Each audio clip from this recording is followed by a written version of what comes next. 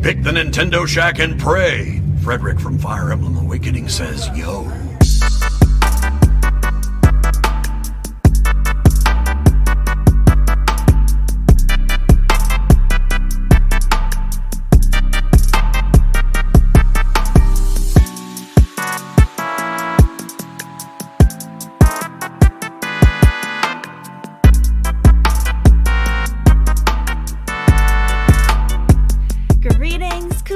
Welcome to this week's episode of the Nintendo Shack Podcast, episode 388, Indie World, August 2025. I moved into my new house and I'm a homeowner. Yay! So I'm in a new spot and I'm very excited and I'm very tired. Thank you. We're still unpacking and setting up, and I wasn't sure if all of my technology would work, but here I am. And I'm tired, and I painted, and I'm doing things. You would be very proud of me. I saw your orange peel closet.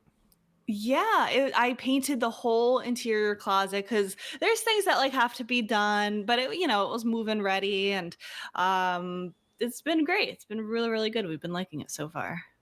That's dope. And nice I'm a homeowner. Nice little Congratulations. Plants. Yeah, Thank you. Through the eternal debt, Rebecca. Yay! Woo! When I was signing the paperwork, she's like, and here's how much will be paid off by 2055. I'm like, 20 what? Yeah. got news for you, Rebecca.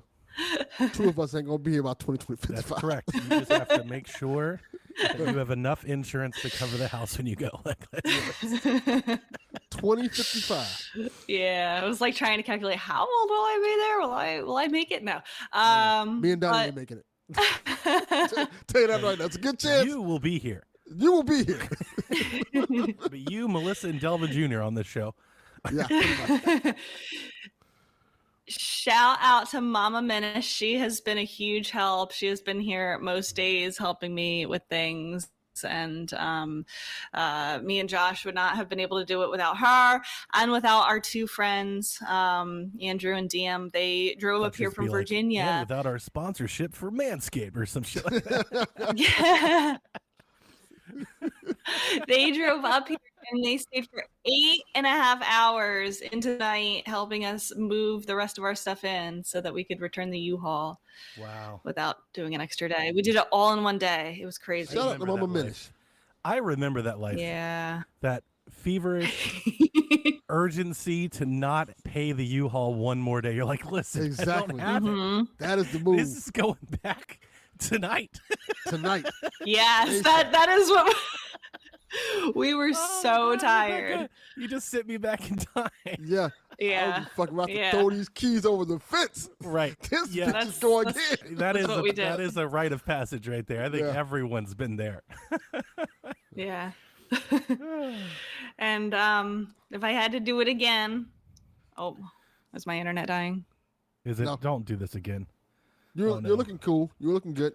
So far on our show, this happened to me and Delvin the other day where the whole show just tanked. Just died. Yeah. It was a nightmare. I think I'm back. Am I back? It was me. Me. We've been having internet problems literally just last night and today. But yeah, if I had to do it again, I was starting to say, I know, I would definitely hire movers. I think this was my one-time experience of doing everything on my own. Well, hopefully this is your last time. Yeah. You get a couple of those in your younger years, and then eventually it's no, movers are a necessity. Yeah. Yeah. It's worth the money. Yeah. Yeah. And then one day you'll get to a point where you don't even care how long they fucking you haul. You'll be like, they can come get it if they want it. I don't give a shit. It's just $25 a day. Like, who gives a Yeah. And I'm not the only one that moved. Donnie, you also moved some stuff this week. I don't want to steal away from your thunder. It's my cat. I think you both had interesting. No, yours is a big milestone. Week for both of y'all. My daughter no longer calls my house home. She has been moved into her college. She has her frilly pink bed and her tea lights. It looks so good. And her crystals and her whole vibe is on full display. So I'm going to ask the question that we should be poor girl that's decided to live with her. I feel so bad for her. She has no idea what she's Did signed she up get for. to pick her roommate, or was it like a random draw? Did assigned. she have to fill out like a questionnaire? They interview them all, or they have them like fill out a survey, and then they try to match them up with like personalities. Yeah. Or something like that, like matching personalities, maybe a better way of putting it. So we'll see. We'll see. I'm going to Yeah. ask the important question. What are you doing with the room, Donnie? Nothing. I've been teasing her about it this whole time that You I should was going turn to it pack to her like shit up a and put it pool in there. room. I wish we could. I think, honestly, She's gonna come home for breaks and need somewhere. She has she no will home be now. home a lot. She'll be home next weekend. You have a couch? Essentially, she should be home like 2 weekends a month, and then I think every other month she has a week off, and they're not allowed to be in the dorm, so she will be home Yeah. somewhere. Like winter break, Thanksgiving. You have a So, couch. Yeah, the couch. We have a pull-out couch. Pull-out That's what I couch, told there her. you go. I've been teasing her this whole time. Y'all I've been are talking to awful. Melissa. I've been like, hey, so I checked on U-Hauls. We have a U-Haul storage place across the street. I was like, it's like $75 a month for like a 12 by 12. I think we can get everything in there. You know, I think You we'll should use give her the room to the cats. Well, yeah, there's part of that. I think we'll use her room as like a laundry room, because for years Melissa just does laundry like wherever. It's usually the living room. It's usually like on the couch. Yeah. what I do. So now she can put it in her room and then like watch TV in there and fold and be away from the animals and everything else. So, but I'm intrigued. I messaged her last night, letting her know that I missed her and I wanted to hear how her roommate was, and Aw. she did not respond at all. So She's partying. Long forgotten. completely lost, Yeah. lost her to the world. Like, But, fuck you, Dad. I'm gone. I'm I don't very have to ask excited you for no her. more. She is ready for this. She needs this. Her having some independence, I think, is going to go a long Yeah. way for her.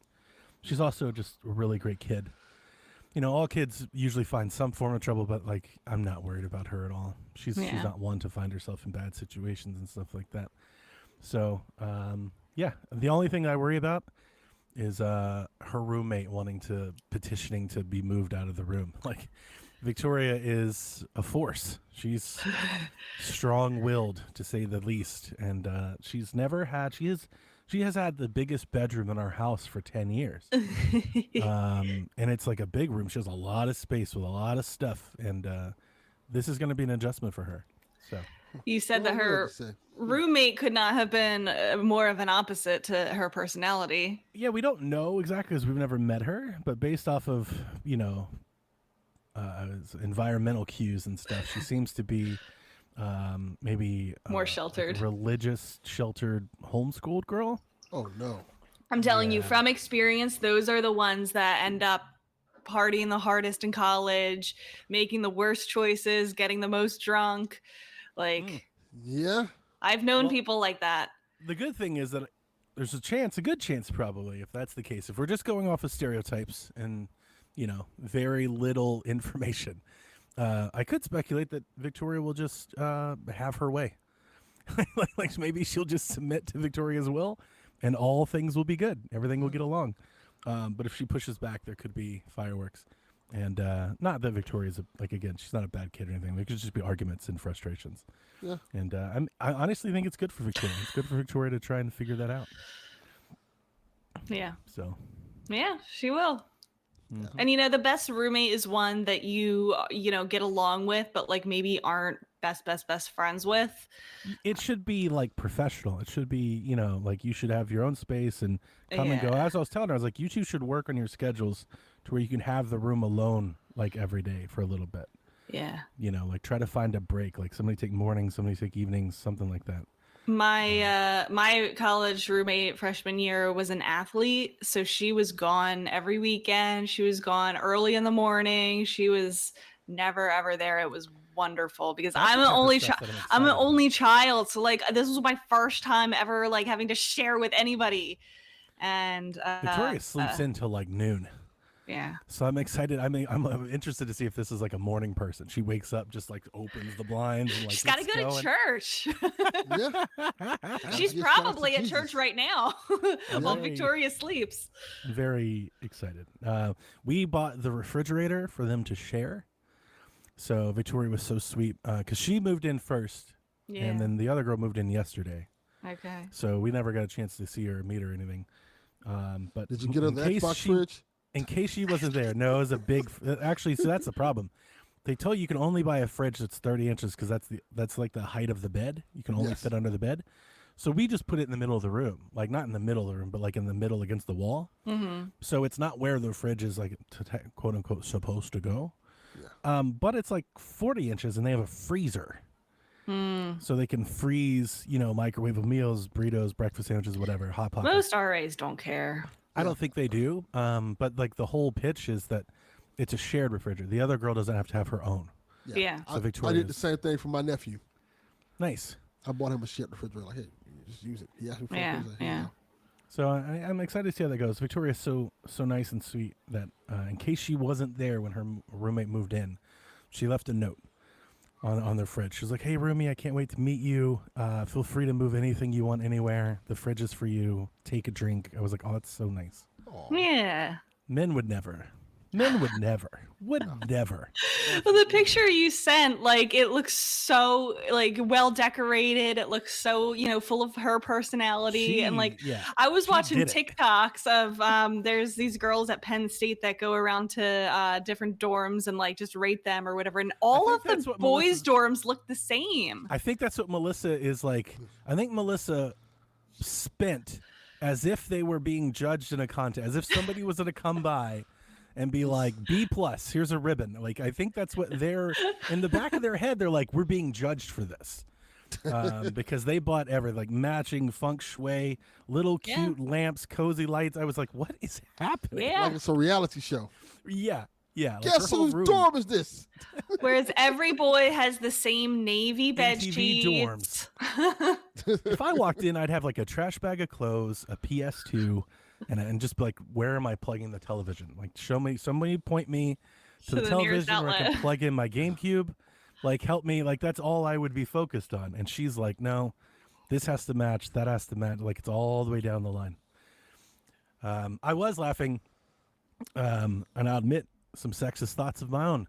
They told us, they're like, hey, you don't have to carry all this. When you pull up to the dorm, they've got the moving crews. You just put it on the thing. And I was like, that's great. I wasn't expecting the moving crews to be women.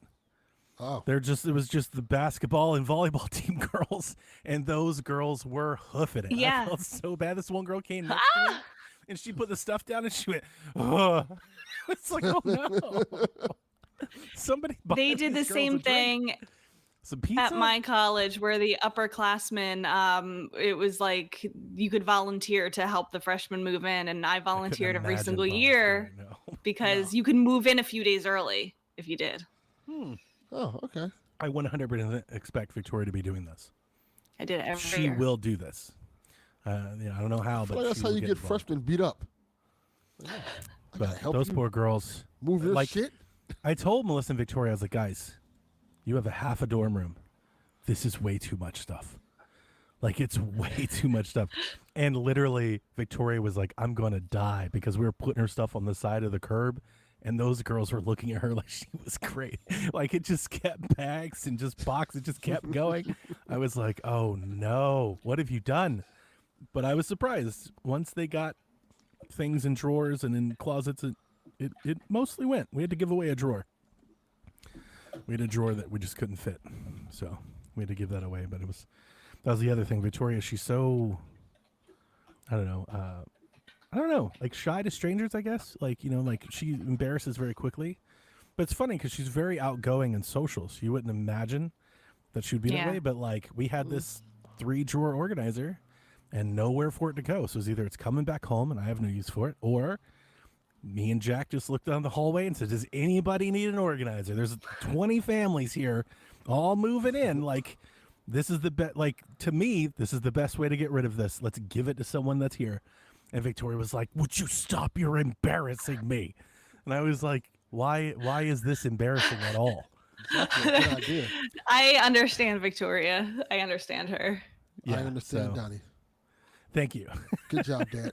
Like, my biggest advice, she'll never hear this, but if you end up passing along any advice to her, if you ever hear from her again, she might have forgotten about you already.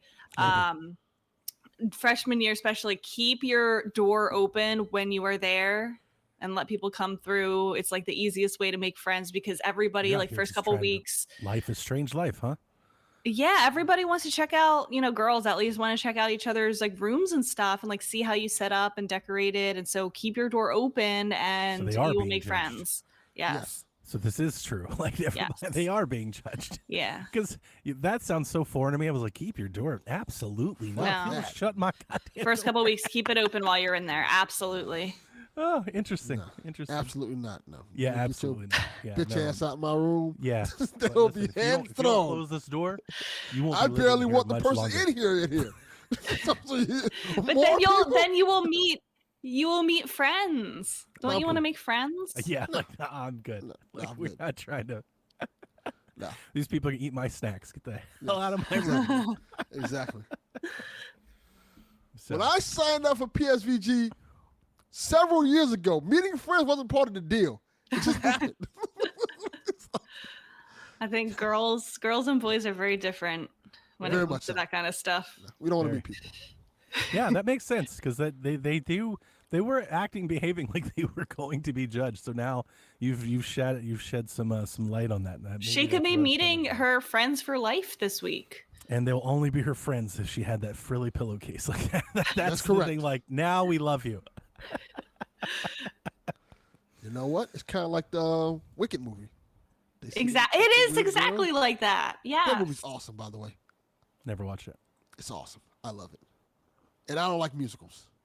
It's very good. I can't wait for part 2. Me But neither. yeah, this family, like 3 doors down, they were like, "We absolutely will take that shelf if you need it." If I was like, "Yeah, no." They're like, "You want?" I was like, "No, we bought it. We brought too much stuff, so it's a, what is it, $20, $30, $40? It's not here. Take it, You can't fit it in your room.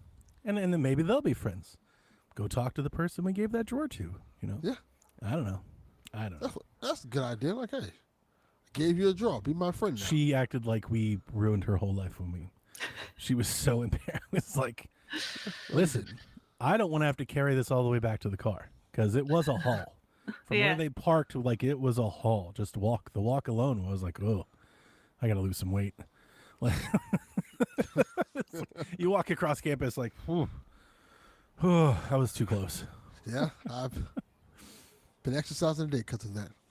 But, Exercise. Yeah, it's interesting. She's no longer here. PSVG started. She's so little. She's in our first 10 videos. She's all over the channel. She's tiny. Yeah, it was gonna be like a when we first started, it was gonna be like my family was gonna be really involved, and then as they grew and less interest, they grew out of it. But Yeah. now she's gone. Like, I'm sure it not- feels weird, but it will feel even weirder when it's Jack's turn and then you're really empty nesters. Oh man, I'm trying to walk around naked. That sounds incredible. It'll be So the quiet. kids, hey, knock before you come. How's Jack feeling about it that he's, I actually kind of think- I has was the just house about to to say, himself? Not one tear was shed yesterday. I got people at my work that are literally taking bets. They're on whether or not I would cry. I was going to ask. And they all assumed that Melissa would be bawling her eyes out. She did on Friday. So on Friday, leading up, as they were packing and stuff. Leading up to real, it. She was real emotional. But Yeah. the actual day, nothing. And I didn't cry at all. Like I said, I'm very happy for her. I think this is good for her, specifically for her. I think I might be more worried about Jack. Jack's more of a loner. He's more of, like a mama's boy. Like he wants to, I feel like Jack's going to stick around. Even if he doesn't stay here, he's going to stick around. Like Victoria wants to leave. She wants to go as far away as possible. Like she wants to see the world. So she's just a bit more adventurous. So I think this is great for her. But yeah, no, I just hugged her and told her I was really proud of her and I hope she has a great time. We went out to dinner and I said, hey, what's our rule? We don't talk to the cops. I don't care if you think you can explain the whole situation. I don't care if everything's crazy. I don't care if you're not even a suspect. We do not talk to the cops without representation. Yeah. Period. Yeah. That's why I would call my brother. Your response is, I would love to talk to you as soon as I can call my dad. Like that is the only response you have until we can get there. And that's what I tell my brother too. Good advice. Good I was like, advice. you just keep that and we'll be Yeah. okay.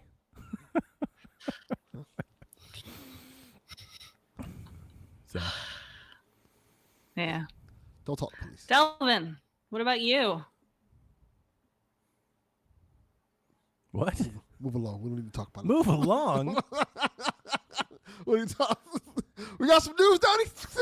We have a bunch of news. What are you playing? Nothing No, I'm again? not playing. It's been What's he fun. hiding? He's hiding No, something. I'm not hiding nothing. It's been terrible. Like yesterday, the day I was supposed to relax and spend the whole day like enjoying myself and playing the games and stuff. No, that didn't happen. I ended up spending the whole day fixing my car for a multitude of things. The battery apparently is bad, so I had to go get another battery for it and put the new battery in, and then had to change the O2 sensors, and apparently those things are hard to find for my car, so I had to go find a place that had those. It was a mess. It's a terrible day. Didn't play any games. That sucks. I am going to play today probably. Long as the Shaq curse ends like this week, I should be able to play some games. Nice. Because the Shaq curse is, Rebecca, every time Shaq ends, something bad happens to me where I cannot enjoy myself. Like, No. I feel like I can empathize with you. I usually roll into Shaq with a lot of after Shaq plans. Like I'm gonna play Donkey Kong for like 5 hours after Shaq. And then like you end up like you do some chores, you cut the grass, and like the day it's time to Yeah. cook dinner, and then you're like, Sundays are weird. I didn't do any of that. yeah, that was Yeah. my Saturday. Yeah. And the last few Shaqs has been like, hey, I'm finished with Shaq, gonna play some games. Oh no, I have no power. Oh no, something dramatically broke in my house. I have to fix this all day. Yeah. Oh no, $10,000 later, yay! Yeah, exactly. That's Yeah. exactly how I feel. Like, I think I'm almost done. Nope, you're not almost done. Yeah, move along. So yeah, I moved to a new house. You moved Victoria into college, and he said, I "Move moved along, into move depression." along." I moved. Yeah, I got nothing. I played games. I can talk about some games. I want to talk about the playtest program, but you talk about games first. So the game, well, one, I'm sure it's because it's not on your list. You have not played Dear Me, I Was. Not yet, I really but I want have it you on to my play list. it. Yeah, I really want you to play it. I'm gonna play that one.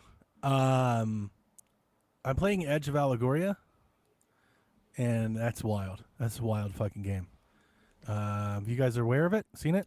Seen my post about Sounds it? vaguely familiar, but I don't. It's a Pokemon recall. game. Just came out on Switch 2. Let me see. I was trying to it's- remember the name of it. It's the best Pokemon game I've played in years. Oh, it's pretty. It's very like MTV 90s MTV Pokemon. Rebecca. Thank you for reminding me about this. Like Adult Swim Pokemon. Is this a real screenshot? Holy Yeah. fuck nuts! Yes. It does that a lot. There's this one woman, there's like a cuck husband in the first town you go to. He's like, my wife's going to leave me for a better man if I can't give her this goblin heart. And then you give it to him, and he's like, she knows I didn't do this. And you go talk to her, and she's like, if you come back and bring me this other thing, we can have some playtime. Like, what is this game? So you don't collect Pokemon, or at least I haven't yet. Like, you are the Pokemon. So it's like you walk out in the woods, and it's like a squirrel appear, and you just punch a fucking squirrel. You're just like kicking the shit out of raccoons and stuff. It's like Pokemon MTV Chuck Norris. It's awesome. It's really, really funny. Now, as a Pokemon game, like, okay, like you got to talk about that. Like the fourth wall edginess, that's the game's charm. That's what it's trying to sell. And I think it does that very well. It is very entertaining. But the actual Pokemon game, like the battling, it plays exactly like Game Boy Pokemon. You know, it looks that way. It's got this big green tent. But here's the cool thing. You'd look at it and be like, oh, man, is the whole game like that? When you get attacked with effects, like if somebody stabs you and you start to bleed, that green screen goes red, like the sepia tone red. And it kind of like heartbeats, right, while you're working. Or if you get inflicted with madness, which is like their confusion, it goes purple. So like the game is woven in very well, and it plays really good too. I'm a little lost to where to go. I feel like I could use a little direction, but I feel like that is kind of the point. It is, you know, it's trying to be I would think that that's intentional to like that traditional like old school Pokemon where it is like kind of like you just kind of keep going until you find a dead end and go somewhere else. But that aside, I'm having fun with it. It is entertaining. I forget how much it is. It's $24.99 on Twitch and it's $19.99 on Steam. I'm buying it right now. I was gonna say I thought it was $25. And one thing I have so many indies that I'm bookmarking right now. I think just lately. I really like what a game like this, a game in this style, looks like on the Switch 2 screen. That was something I was like, this looks really good, like on this big display. Like it feels huge because I'm used to playing games like this on 3DS and Game Boy and stuff like it feels massive. And I'm just like, this is kind of nice. Like I kind of would love, I think this could be a really nice fit for Pokemon. If their games run well and stuff, this could be really cool. This is my favorite Pokemon I've played since Let's Go. I mean, that's just the reality of it. I have not had this much fun playing a quote-unquote Pokemon-style game since Let's Go. Not surprising. I've always thought they should do something like this. It's like Celebrity Deathmatch. The Pokemon game. That is cool. It is cool. Like, yeah, it is cool. And the writing isn't just, like, edgy and, like, I don't, maybe that's more me than the writing. I don't know. I'll let others opine there. But for me, it feels entertaining. I think it feels well written. So, like an example. So when you play Pokemon games and you start in your room, right? You go up to the TV and you click on the TV to see like what video game system they have. You go to the desk, you click on the desk. You go to the bookshelf to click on the bookshelf, right? You want the environmental cues. Sometimes you find little secrets. You know what I'm talking about? Mm-hmm. Yes. So I was in the kitchen and I went to the fridge and I went to the sink and I clicked on the sink thinking it'd be like, you washed your hands. It was like, it's just a sink, dumbass. And I was like, oh, so good. And there's a lot of... It's like parodying, like it's like a satire version. We need more games like that. It's very good in that regard. Like I opened a chest and got the item, but then I noticed that the text bubble was still there on the open chest, and I clicked the open chest and it was like, you already got the item, moron. Stuff like that. Like it's very self-aware. And it's good. I'm enjoying it. So I wholly recommend it. It's pretty fun. Yeah, I'll check that out. The other things I won't talk about. I'm still playing Bonanza, not as much as I'd like to, though. I kind of got pulled off with Dear Me I Was, and then Edge of Allegoria, and then for some odd reason that I really can't explain. Maybe it's everything that's going on. Maybe it's, life and Victoria and everything. But like, I just started playing Mario Golf 64 for some reason. I didn't even really want to. I saw the app. I opened the app. I think I played a game or two, and then I clicked on Mario Golf, and then that's all I did for like 2 days. Is I just played Mario Golf 64 for like 8 hours.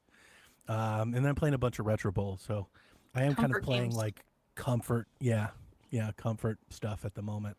But I'm dying to get back to Bonanza. Speaking of Bonanza, I had one point. I believe you said this on the shack that I wasn't here, Delvin. You say Bonanza is like really short? Like it's a short game, like 10, 12 hours, something like that? Yeah, like it's 10, 12. I think Delvin beat it. Dude, like I'm at like 8 or 9 hours in. I'm only like the third level. Like it depends on how you play. I looked at a chapter last. I was like, I'm so far away from beating this game. I did not think it was a short game. It's like a 40-hour game. Delvin beat it like in like a. That's because Delvin didn't do anything but just. That's if you don't explore. If you don't explore that, you could be like in a day or two. Hey man, you got to get those bananas. You're playing it wrong. Yeah. Delvin Jr., banana. You got to get all the bananas first. Like, I'm not trying 100%. Josh is 100%ing every level before he moves on. I'm not doing that, but I'm taking my time through it. I didn't get to play a whole lot while I was moving, but I want to explore every part of the level, the terrain before I move on. Yeah, I'm not checking to see if I'm 100%ing. I'm trying to do everything that I'm trying to exhaust the level. So I'm trying to find everything that I can find. Yeah. Before moving on, and it's taking me forever, which is good. Like, but I'm having a blast with it, so I'm not even complaining. Like, I'm here for it. I don't care. I'm not trying to beat the game. Yeah, I am enjoying Donkey Kong. So, however long it takes me is fine by me. I'm just having fun. It's very good. It's very good. I love this game. This game's incredible. I wish I bought the Donkey Kong case now. This game is so damn good. I was like, Dermot, you should have just bought the Donkey Kong case. Like, I love my Cult of the Land case. That is spot on for me. But Man, do I love this game. I knew it was going to be good. I just didn't think it was going to be this good. Like, this game deserved a console, like a special edition. Like, Yeah. this game is very, very good. It's one of Nintendo's best. Yeah, Yeah. the team, it's the Odyssey team. They We put a lot of live- love into it. We live in a time where I'm going to say something, and I'm not trying to say this as if we agree with it. I'm just saying, like, I think the masses probably do. There are a lot of people that would agree with this. We are living in a time where Nintendo has recently made the best Zelda game, the best Kirby game, the best Smash Brothers game, the best Donkey Kong game, the best Mario game. That's wild. Like, just saying that out loud, like, of all the games through all the history, like, I don't agree with every one of those, but a lot of people do. There are a lot of people that think Mario Odyssey is the best Mario game. There are a lot of people that think Breath of the Wild is the best Breath of the Wild game. The Kirby game, Smash Brothers, like, the whole thing. Like, they have killed it. Like, they have It's been true. killing it. Yeah. It is true. Like, I feel like if you look at the best of the series, like the Super Nintendo and the Switch have like the best of all of the series. Yeah. Like, Yeah. it definitely is. And I think we said this before, like, it is kind of a new point, like a turning point for Nintendo. Is the Switch era is just like a milestone for them And built in so off many of ways. software, not hardware. Yes. The hardware's cool and it has appeal, but the hardware isn't selling because of the hardware. The hardware is selling because of the software. And also, to their credit, Switch is hitting their stride where everybody else is not hitting their stride. Like, if you look at what their competitors... It's good are timing doing, for them. True. like, people are like, hey, we need PlayStation exclusives. Well, we don't have any right now. We need Xbox exclusives. Well, I was just about to, I was going to chime in on that too, because it's a very interesting time because we're getting reports every week and all year long of these companies having to find new customers, lack of growth. We're seeing exclusives move across consoles.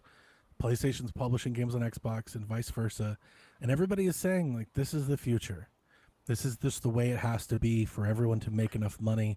It's not sustainable, but there is a glaring detractor in the face of everything. Like, yes. there's just like, and I don't know how to make odds with those two things. It could be just explained that that's a Nintendo only thing and only Nintendo can do that. Maybe that's true, but it's hard. It's just hard to look at the model and look at what Nintendo is doing, the path, and be like, well, if you did that, you could potentially have the same success or more success like them. Yeah. I think The argument doesn't correct. really hold up when It's in Nintendo is conflict doing with it. itself. Yeah. Yeah, look at Nintendo, and they're making games that are cheaper, that sell more, right? They have exclusives that built up the thing. They just had the fastest selling console of all time. Like, how do you make amends with that in that other existence? I think the key to it is consistency. When Xbox and PlayStation were consistently dropping original exclusives, and those original exclusives stayed on the platforms and they weren't ridiculously overpriced, people bought them. Once they got away from that, people got away from that. Nintendo always, to this day, value their IP. Mario Kart $60 today, it's gonna be $60 tomorrow. A year from now, it's gonna be $60. 80. Now, 80 now. Now it might go up. The other companies didn't really do that, and because Nintendo kind of stuck to their ground, like, this is the only place you can play Mario, Zelda, Donkey Kong. If you want to play those games, you got to come here. And since they stuck to those grounds, people stayed with them, and more people are coming behind that. Yeah, Josh, that is, well said. He says, I think the industry is collectively applied an except for Mario qualifier to every belief they have. That's true. I honestly, I feel like the real answer is that, like, because Nintendo isn't making like the latest tech engine, Unreal Engine 5, pushing the bounds of reality, that they can exist in this space because they're not, like, they're still feeling the pressures of the development costs, but not to the same degree.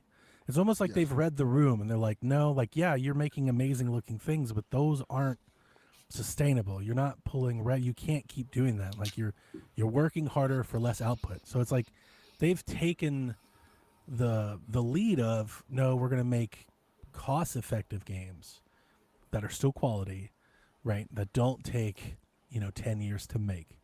They have like their big game. Tears of the Kingdom took 7 years to make. Yeah, something like that. 6? I don't even remember. 2017 to what? 2023? That doesn't matter. But yeah, and maybe that's helping them here. And I wonder if, obviously the others aren't going to do that, because I've heard from the other publishers, not just the platform providers like Ubisoft and stuff. They've talked about that for a while, that they feel like they can't make cheaper games. That when they come out with a smaller experience or something, that people rag them for it. Like the people that they get adverse sales because it's not good enough. It's not better than the last one. So Nintendo's kind of thread this needle very well, where they can. Tears of the Kingdom 6 years. Because I think of that Kirby game. Like a lot of people would think that that's one of the best Kirby games ever made. That Kirby game is like, I don't know, 10-hour game. It's not even The Forgotten Land. Long. Yeah. Yeah. That's a pretty quick game, and by all accounts, pretty simple. But Nintendo sold 10 million copies of it. Well, not every game needs to be, a 40, 50-hour, has everything adventure. Like, yeah. I thought PlayStation sold was on a 8 good. million copies. I just wanted to correct myself. I make thought sure I was Sony on it. had a good idea when they were like, "Hey, we have Uncharted: The Lost Legacy. We also have Spider-Man: Miles Morales. These are shorter experiences with characters that you love, and it's a little bit cheaper, but yeah, you can still play. It's still in the same world." I think that was a really good idea that they just kind of It's abandoned. just a really safe bet. Yeah, Right? Like, it's a really safe bet, and they have a lot of those. I think, to your point, they have a consistent cadence of those sorts of games. You're getting at least 5 or 6 of those a year, right? like was like, "Fuck that, fuck this PlayStation shit." Yeah, and it's just you're getting a steady stream of those, so it's easy to depend on, and they're less risky. Like, if you have a flop, if one doesn't perform well, you don't have to fire everyone. Yes, that's my point. Yeah, that is kind of the point. That is the point. Like you made a what was the game? The first game that came out with Ratchet. We made the Ratchet and Clank game. Mm-hmm. Why not make another one with the same engine? Yeah. Well, we see Ubisoft do that. We saw God of War do that, and then people complained. It's the same animation getting in the boat. Like it's a weird place that, because they've pushed and pushed and pushed, their customers expect that, like, always be doing new, best in class. Like, I feel like there's a hardcore contingent that want that from them, and it's like they've maybe they've set themselves up to fail, maybe. And now we're at a point where people are like, we just want games now. Come out with some exclusives. And like, well, you can't make exclusives. We tried this over here now, and that didn't work. I think people miss the days of the shorter PlayStation experiences per se. Well, while we're waiting for Rebecca to get back, because I don't want to hop into the direct without her, I will tell you, Delvin, that I'm playing Mafia. I played the intro. And Mafia is exactly that. It reminds me of, it feels very like TLU 1. There's a lot of Last of Us 1 with Mafia. A lot. I noticed that too. DNA-wise, it feels like that.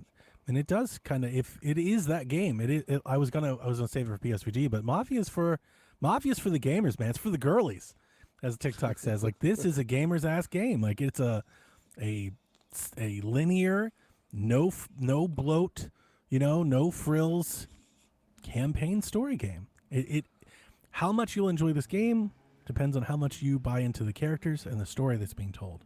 Because there's not 1,000 icons for you to go and claim. There's no, like, bullshit side stuff for you to, there's no level up grind or anything like that. It reminds me a lot of Space Marine. It feels like a game out of that era.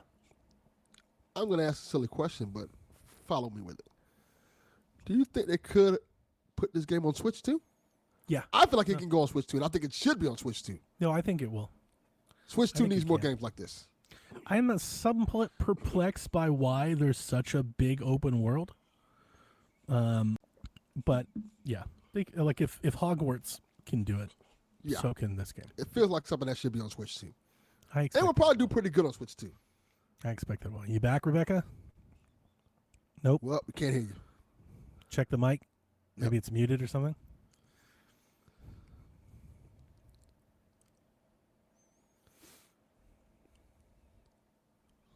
Nope.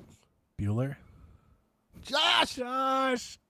come fix the goddamn computer, Josh. Fuck you do, Josh. I don't even know what happened. Nothing. I didn't do anything. It just broke. Here, hey, babe. Just hit this, babe. What are you doing? I got this, babe. Hi, Josh. See, look. Now he's mansplaining microphones see? to Rebecca. You have to hit this button. It's like, listen here. This is really funny. We're about to have Josh crawling under the table. Yes, we are. He's gonna be like tracing wires. Like, is it? Can you hear him now? Nope. How about I now? don't hear. I didn't touch anything. You had to touch something, babe. You be Rebecca. I'll be Josh. Okay. What did you do?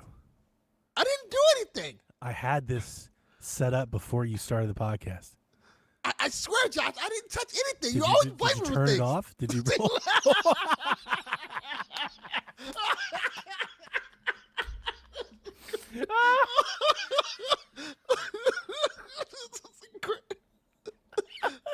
This is the best episode of Shaq ever.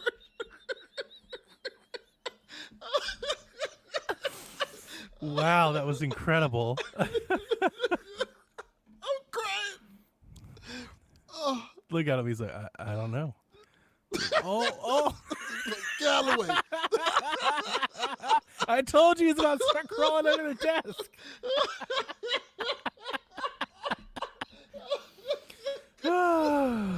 Oh, Wow. oh man.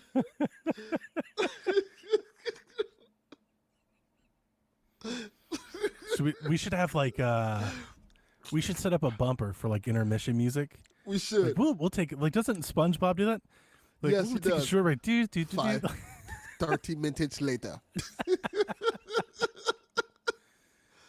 Oh, he hit his head. Yeah. That's what happens when you wear a hat under He tables. looks like a repairman. Like He's a got plumber. a hat inside the house. Yeah. Yeah, why are you wearing a hat So inside the house? Look at him. He's like, I don't get it. Son of a bitch. Those new move-in house problems. Yeah. Okay, so should we move forward? I don't know Okay, if but this is getting more fixed funnier. anytime soon. Nah, All this is right. funnier. Josh will No, look we can't do confused. this for 20 minutes. It's a Have funny the hat bit, but like it inside can't the be house. for. He does have the hat. The Like, I'm sun, wondering. The sun is beaming on him And from look inside at the the house. hat. Is that a puzzle piece on the hat? Like, what do I don't not know. understand? It's a pineapple? Oh, he's I don't getting there get like it. that. Hang on. Maybe we can. Let's see if we can blow him Let's up. zoom in on the pineapple. Yeah, I'm trying to. There we Okay. go. What is that? It's a puzzle Yeah. piece? Chat, what is that on Josh's hat? What hat? Chat, Did you tell get us. kicked out? There Oh, we he heard is. something. There Are he we is. We good? heard you. Is this good? What is hear on your you. hat, Josh? I want to know what's on your hat. That's a jiggy. A what? Whoa! Don't know if you can say that, Josh. The fuck is going on? Y'all Delvin? ever Delvin? Banjo Kazooie? You better Can handle we talk your about business, Banjo Delvin. Kazooie on this podcast? They haven't made a new Whoa. game in 18 years, but I don't know what you're talking about. I want We part do of that. not talk about It's from banjo on this I fucking did. It's from podcast. Banjo Kazooie. I don't know what I'm talking about. Like, what part of Banjo Kazooie is that? Okay, we're back. We're back. that was so good. Thank you, Josh. This That is when we tell commentary. check the Oh video. my god, that was better than anything that we could talk about gaming. Me and Delvin are quite the pair. Oh my god. Yes. We do this to Dev on a weekly basis. Yes. This was amazing. You'll have to go back and rewatch that. That was gold. Oh, man. That was good. That was good. Okay, do I sound normal? You Also, sound in normal. my defense, when I restarted my computer, he came over and he was like, "By the way, you're so loud," and he pushed some buttons. No. Hold on. Let me clarify. Let me Look, he clarify. said, All I "Whoa, did was wait a turn the goddamn minute, microphone Rondell." And you guys are too quiet. Uh-huh. See? Everyone has an opinion on our audio quality. The good never news fails. is I don't think I've dropped connection at all since this started. Here's the funny so. thing. For like No. years, for like 3 years, everybody was like, Rebecca's too light on the podcast. Like Yes. our voices were domineering over volume. Rebecca's too late. Like a month ago, a listener, I think it was Discord and then YouTube, maybe YouTube, was like, Donnie sounds way too faint. I was like, what? In all of our years of doing this, that's never been the case. That's never happened. So I just don't goes to think it's show. your volume. I think it's that your microphone quality is just different than ours. It's like more of that kind of ASMR kind of sound. And like, Get down on the mic. There you go. yes. this. And I they do talk mistake that for into volume. The microphone. I do talk into the the hype. microphone. Unlike Yeah. you guys talk like this. Oh, I know, super far away from the microphone. I gotta get into the microphone. If I talked like this, I'd be like licking the mic. I think people pay money to see that. Rebecca. We can make some money here, That's Rebecca. an Look at, untapped market. look at it. Want to pay off that house fast? Look at some lights. Way louder. Oh, All right, I made, I'm not touching anything. I just knocked you down on our little mixer here and see if that does Okay. anything. Probably not. Look. But my point was, honestly, I think it comes down to this. I think if you were to poll 1,000 people, you'd have hundreds of different takes on who sounds better and worse. Yeah, Correct. because their settings are different You too. can't mix to feedback because you'll mix it to one person and then guess what? That'll upset another, and then you mix to that and then you just that hole never ends. So you can't go down that hole. Yes. Just well, we tried our best, guys. I hope you stick around. I'm just a louder person. It's not my fault. That's So. true. So where He was like, "Ain't that the truth?" where did we leave off? Can I We talk didn't even about start. the play test? Can I talk about that? Yes. Yeah, So tell was me. it worth everything you waited You in line have for? no idea, Donnie. You think that this is just like a online stress test thing? I do. It's not. Okay? Okay. I need to tell you that this This is is the something future of Nintendo. they have put a lot of time and effort into this, and it is like their next big project because we were playing, me and my friends and Josh, we were playing it. It's like, first of all, they don't even really tell you anything. Like, you just have to figure it out. Like, it's very much like the directions are horrible. Like, you are dropped into this world and you get to like make your own little character, and then you have to take your beacon into one of the servers and start finding the light. And the best way, I like tried to explain it on Blue So Sky, Destiny. and I've never played Destiny, but the best way that I have seen it described, I think it was Jules that like read my description, and he was like, so it's like a mix between Minecraft and the Depths and Tears of the Kingdom. And I said, yes, it's exactly like that, where everything is like, you take these blocks and you can move the blocks, and there's all these different elements and stuff.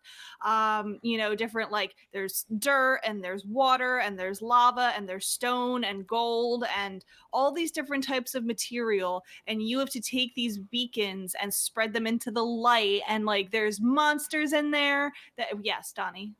Did you ever watch any videos or footage from the first playtest? I like saw a little bit, but not a lot. This doesn't sound like that at all.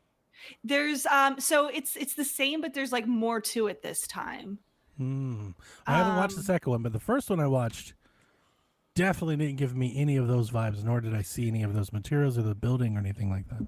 There's costumes, like you can, like the players make costumes that other people can use. So like you had people running around as like Sonic and like Hatsune Miku and like Pokemon, and once you're in like one of the servers, like you share the way that the test thing is that you shared a server with 3 other people, and it does have the same NDA, Josh, but we don't care about that. Who Stop cares? snitching. What are you gonna do? What are you gonna do? Arrest me? That's it. Yeah, no. And so I had 3 other people in this world, and we didn't all have to be online at the same time, but sometimes we were. And we were each kind of working on getting our world to 100% lightness. And it's pretty spacious, the world. And then you have your own beacon where like the light comes down and like it's only your stuff, so like you can kind of, they can't take stuff out of your area, so you can kind of hoard stuff. And like it was just very like it's more than you think, and there's a lot of music, and like just, there's so much that I didn't understand what I was doing. Sounds like Little Big Planet. I was gonna say, I mean, A little bit. the first playtest, there were people speculating that Nintendo was trying to build its own kind of Roblox. I don't Okay. know enough about Roblox to know that. But it felt very Minecraft to me, Okay. where like the purpose was like to spread the light, and then like you would like get more things when you do that, and like you would level up, and like This then you sounds could way do more more things. gamey. Like you could build things. This Yeah. feels way more gamey than anything I ever saw in the first playtest. The first playtest Yeah. was just like people together shooting at each other. I literally thought it was like, this must be testing for like matchmaking, like multiplayer, is what I was thought from the first one when I was watching them play. Because there was like Yeah, some there was a destructible lot here. elements, but that nobody was crafting or building. There didn't seem to be any sort of focus like that. Now I'm making a judgment off of 20 minutes of video that I watched at the time. Right. Mm-hmm. But I kind of read, or I was interested. I read around and kind of watched a couple of clips. I didn't see anything like that. All right, so maybe The they problem are is actually that it's building a really game. hard, like, because I don't even know, like, I was playing like several hours of this and I still didn't know what I was doing. Right, Like I without was any doing the right direction or thing. Yeah, polish, like yeah. it does give you direction, but like you don't really know like why you're doing it. Sure. Yeah. And like they made the playtest thing for 18 and up, not like I just think because it was so complex. Like kids would be like, what in the world? Like there's like too much, like there's a lot going on at any given time, like around the border of the screen. Like it's telling you like all these things that I didn't understand. Maybe people who spent longer with it understand, but like Is it like dev tools? Is it like dev blog? Like debug? Is it like logging what you're doing in the game and stuff? yeah. Okay, so that's dev tools probably. They're probably Yeah. logging that to test off of it. Yeah, I think they want to like see what people decide to do with all of Yeah, these yeah, things that- given. Like, what do that you makes do? sense. How do you interact? Like, you can interact with people. You can hold a button to like shake their hand, and then like you can see their information and like how much Okay. they've done. So some shared world game adaptation. It was really cool. Nintendo's Nice. never done anything like that before. It was Nice. really neat. So now so let me I ask you the $1 million question. yeah. Do you think this is a whole new project, or do you think these tools, mechanics, whatever, get built into an existing property, which is what Nintendo usually does? And if the latter, do you have a guess on what franchise might use any of it? It's really hard to say because there is nothing like this. Like it really felt like its own, like Nintendo's version of Minecraft, kind Okay. of. Like So when it's I really hear that, the I best I think can Animal describe it. Crossing. I do too, but like I don't know how they would incorporate this in Animal Crossing because there are things like swords and fighting and gunpowder, like stuff that would never it's be in its Animal own thing, Crossing. yeah. How does the characters you create look like? Do they look like They look like these, or little they look like little cavemen. So like you can pick your skin color and your hair color, I think, and that's it. And they look like these little cavemen dudes. They looked and they have these really long tails that they use for like flying. oh, okay. Avatar. It's Yeah. You're not back, Delvin. But I really liked it. I had a lot of fun playing it. I couldn't believe that the last playtest was last October. Like people spent hours on this and like you're not even going to be able to play it anymore. And like I just am so curious what it's going to be because it's really cool. Very cool. sounds interesting.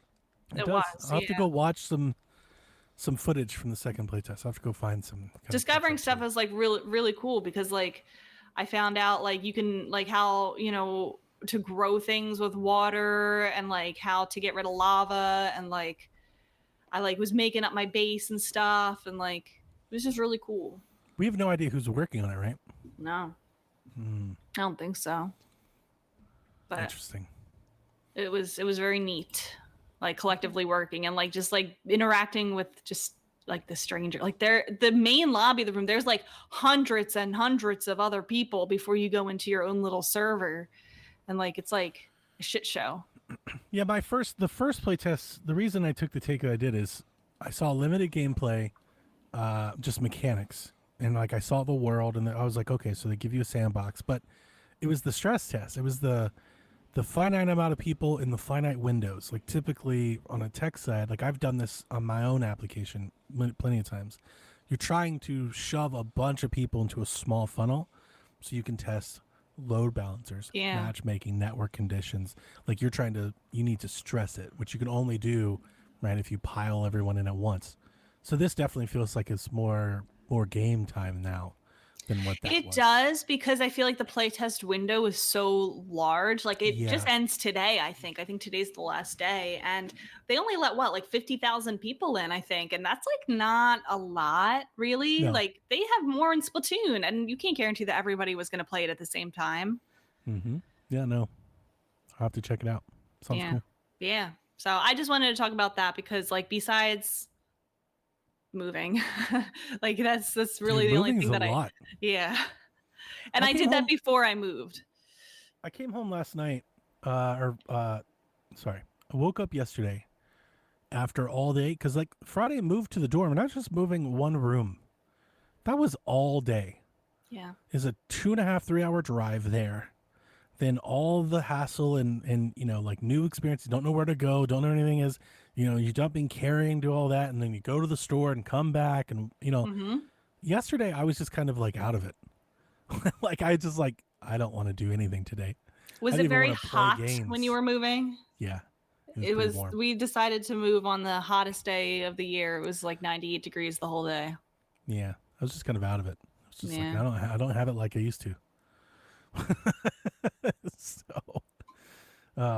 All right. Well, we had a direct again. Back-to-back directs, back-to-back weeks. We had an indie direct, Indie World 2025. Did either of you watch this show? Yes. Absolutely not. Really, Delvin? This is the one I missed. So it's funny because this was better than the third-party direct. That's why it's funny. Because we had the partner direct, and on PSVG, I told Delvin, I was like, this is not going to be like, this is going to be pretty.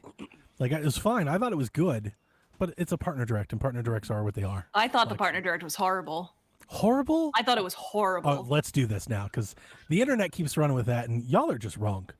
Y'all are being too mean on this thing. I didn't think it was horrible. Horrible? I did horrible? think Madden it was bad. We've had way worse partner directs than that. Way worse. I did think Madden looked bad. Well, we'll get to that. And that made me laugh, because they were like, the best looking Madden ever. Like, what?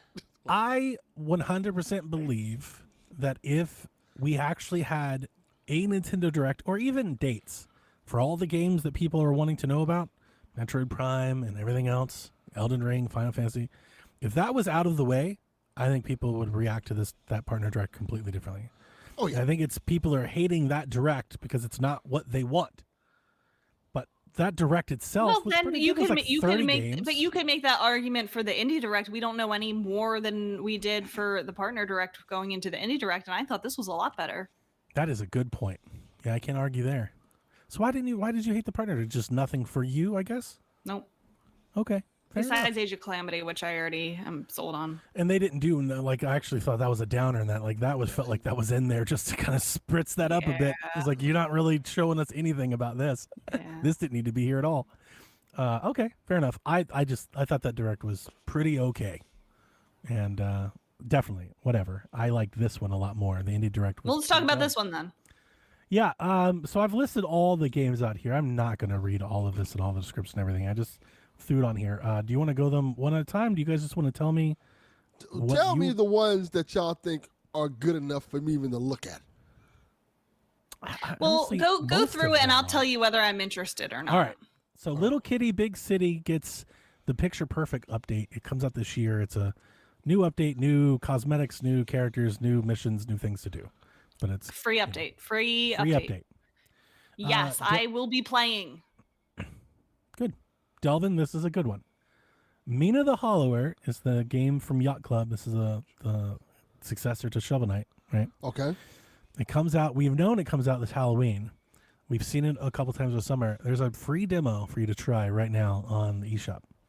Okay. So you can play Mina the Hollower. Wait, we knew it was coming out on Halloween. I thought that was new announced information. during Summer Games Fest that it was It coming out was? on I think it was, Halloween. yeah. I think so, yeah. Oh, So I've I already paid downloaded the demo. $250 on this game. Wow, you're all in. Yeah. I mean, that's a good game to be that all in on. I'm not gonna fret you there. I mean, it's by all accounts, it's probably an excellent game. So, Shovel Knight's wonderful. I mean, Yacht Club does great stuff. I can't wait for this game. So this is the big one. This is like the Link to the Past thing of them. Don't think Shovel. You know what this is, right, Delvin? Vaguely. Okay, so yeah, this is like think top-down Zelda dungeoning and stuff, not Shovel Knight, not side-scroller platformer Okay. Gotcha. With a mouse. with a mouse. It's cute. I It's like very mice. spooky and horror themed and like no, it's very good. I can't wait to buy it. Not gonna pay $250 for it, but I'm pretty That's a bit excited to much. play it. I got some really good backer incentives for it. I'm excited to play the demo. I just haven't got there yet. I did see several folks on Blue Sky talk about it was pretty hard, which is what I expected. Like, I mean, I expected the challenge to be there. I don't think it was an easy game. I never thought Shovel Knight was an easy game either. So, Is This Seat Taken is a new game. It launches as a timed exclusive on Nintendo Switch. It's out now. Jason bought this game. I thought this game was pretty interesting. So it's a cozy indie game where you were given like a group of people, but they're not like, don't think like people. They look like shapes and stuff. They're like little cartoon characters. And then you were given like scenarios where you have to sit them on a bus or seat them at tables or in a theater, and you have to learn their different quirks and like who would not want to be set next to each other and hate each other. I seriously, when I saw this game, I was like, this is genius. Because I have seen women preparing a wedding sit down with table charts and start trying to mix and match people in seating ranges. And I was like, that absolutely should be a video game. That's genius. I will be getting this. I will say that this reminds me a lot of the classing process. I work at an elementary school, for those who don't know, and classing is a science. And we are just finishing that up. We have to, make sure that we're pairing people, who fit, well with the teacher, who fit well with the other students, keep everything balanced. Yep, that is this game. Yeah. So if you want to practice, you want a simulator. There you go. I think it's a cheap game. It's only $10, I think. And I will probably get it one day. Like I added it to my wish list. Yeah. Lord knows I've got enough to I'm play getting now, this. but I'm interested. Yeah, like I have to be I'm sold interested. on this game. The art style's very cute. I was gonna say like, I know it's not exactly, but I don't even know what the way the characters and like their little faces and stuff. I was kind of getting like Snipper Clips vibes a little. Yeah. I was like, that's kind of the look. Oh, okay. They do like something to think about. characters. Yeah. It seems pretty good. The next game that we have is Herdlings from Panic and Okomotive. I'm just going to read this one. Head out on a grand alpine expedition with a herd of lovable beasts known as calicorns. As you ascend a mountain path, you encounter eerie dangers and surprising obstacles and forge your way into the mystery at the summit in this brand new adventure. It launches Nintendo Switch and Switch 2 on August 21st. Pre-orders are open now. I'm all in on that game. You are? Publishers, the people that are publishing this published Firewatch. Delvin, when I was watching this trailer, I'm sure it's because they have like the little sparkly flow thing with the thing, but like I can't help but say Journey. It definitely gave me like, I was like, oh, okay, I kind of see what this is.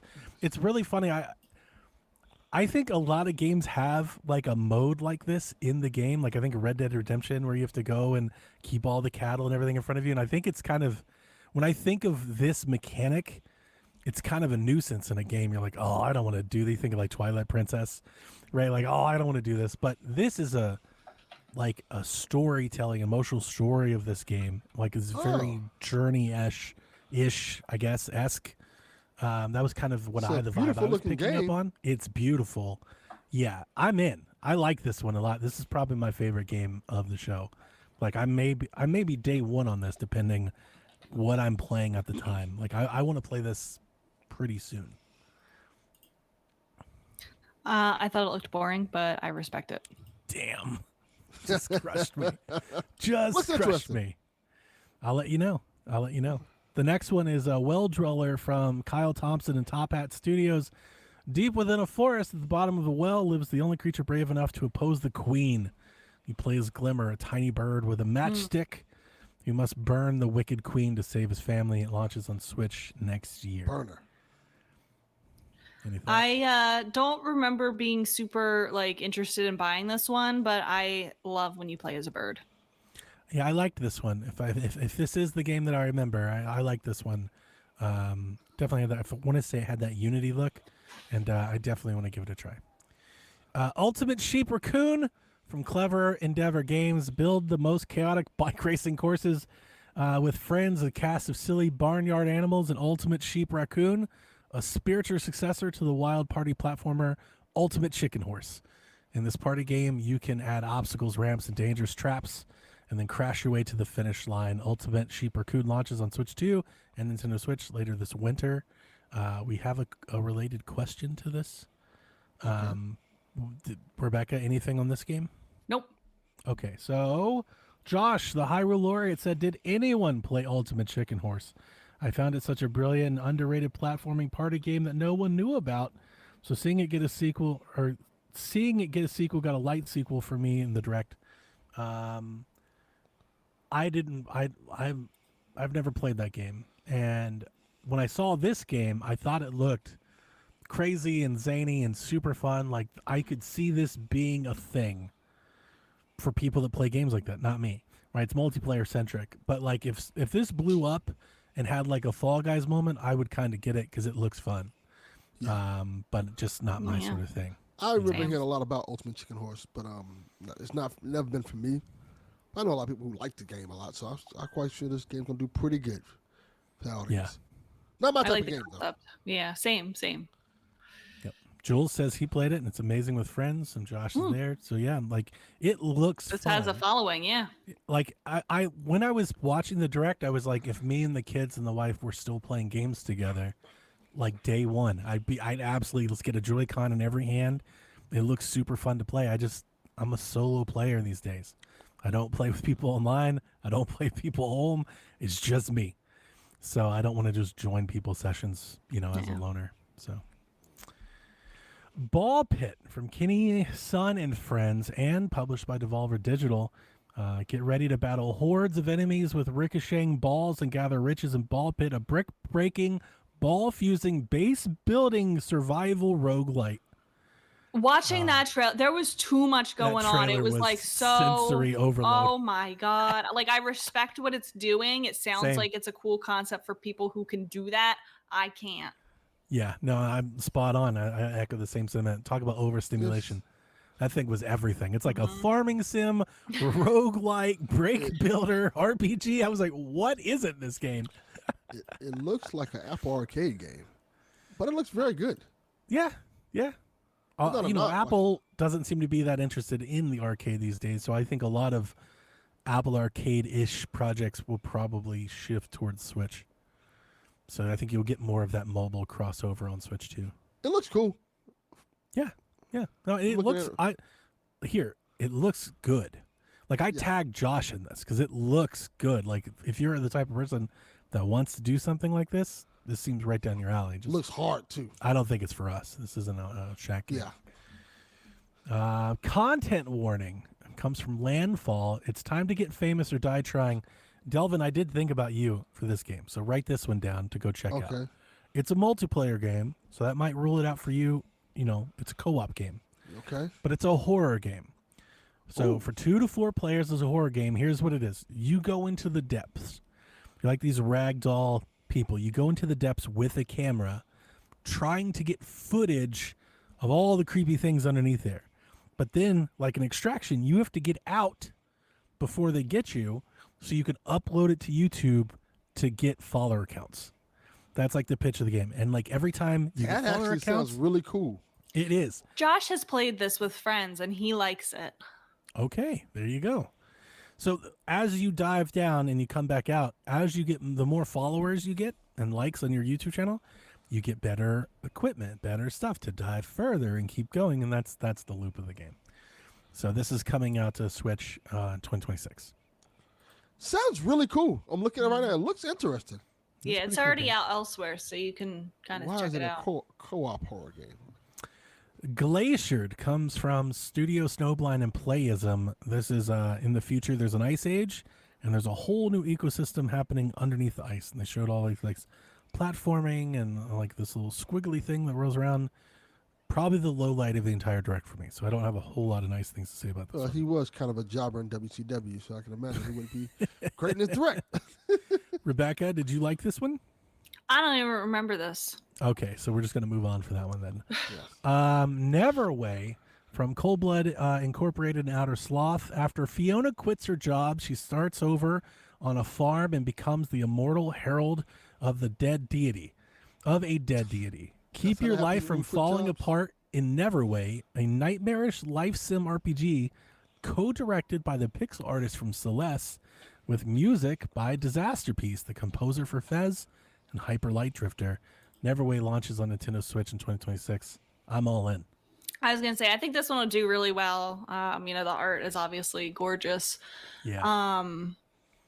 I forget what I was gonna say about it. Oh, Outer Sloth, the new publishing team from the Among Us devs.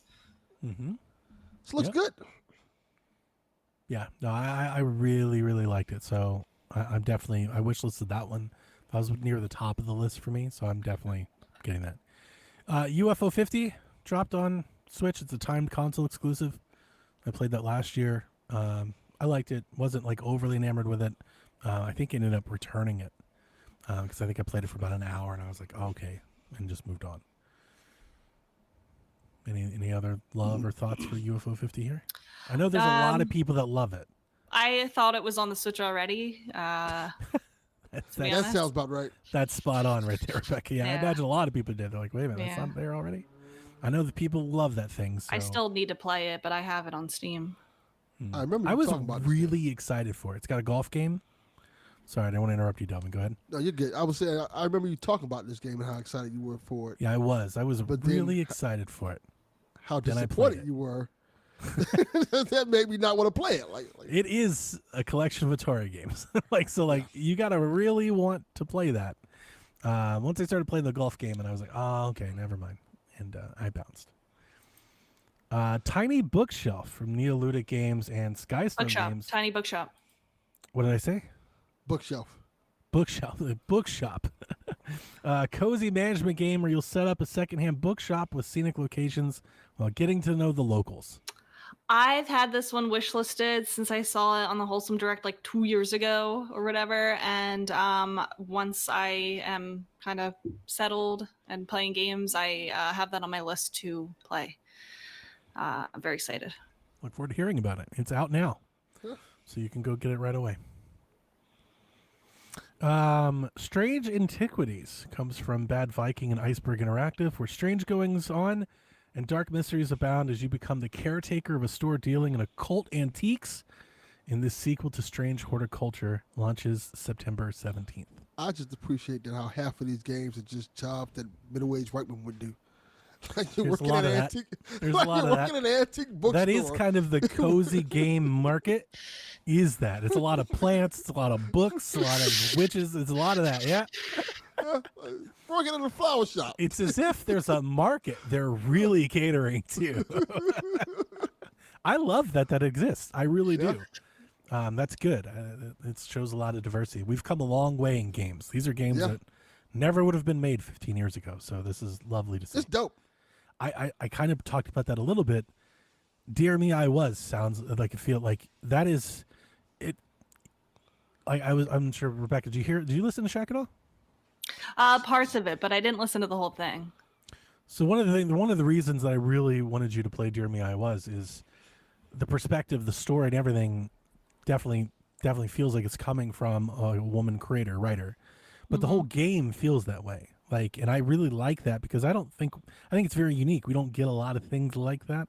And especially like those, emotional storytelling type games. I think that's like our Venn diagram, Shaq. Like all three of us kind of love those games.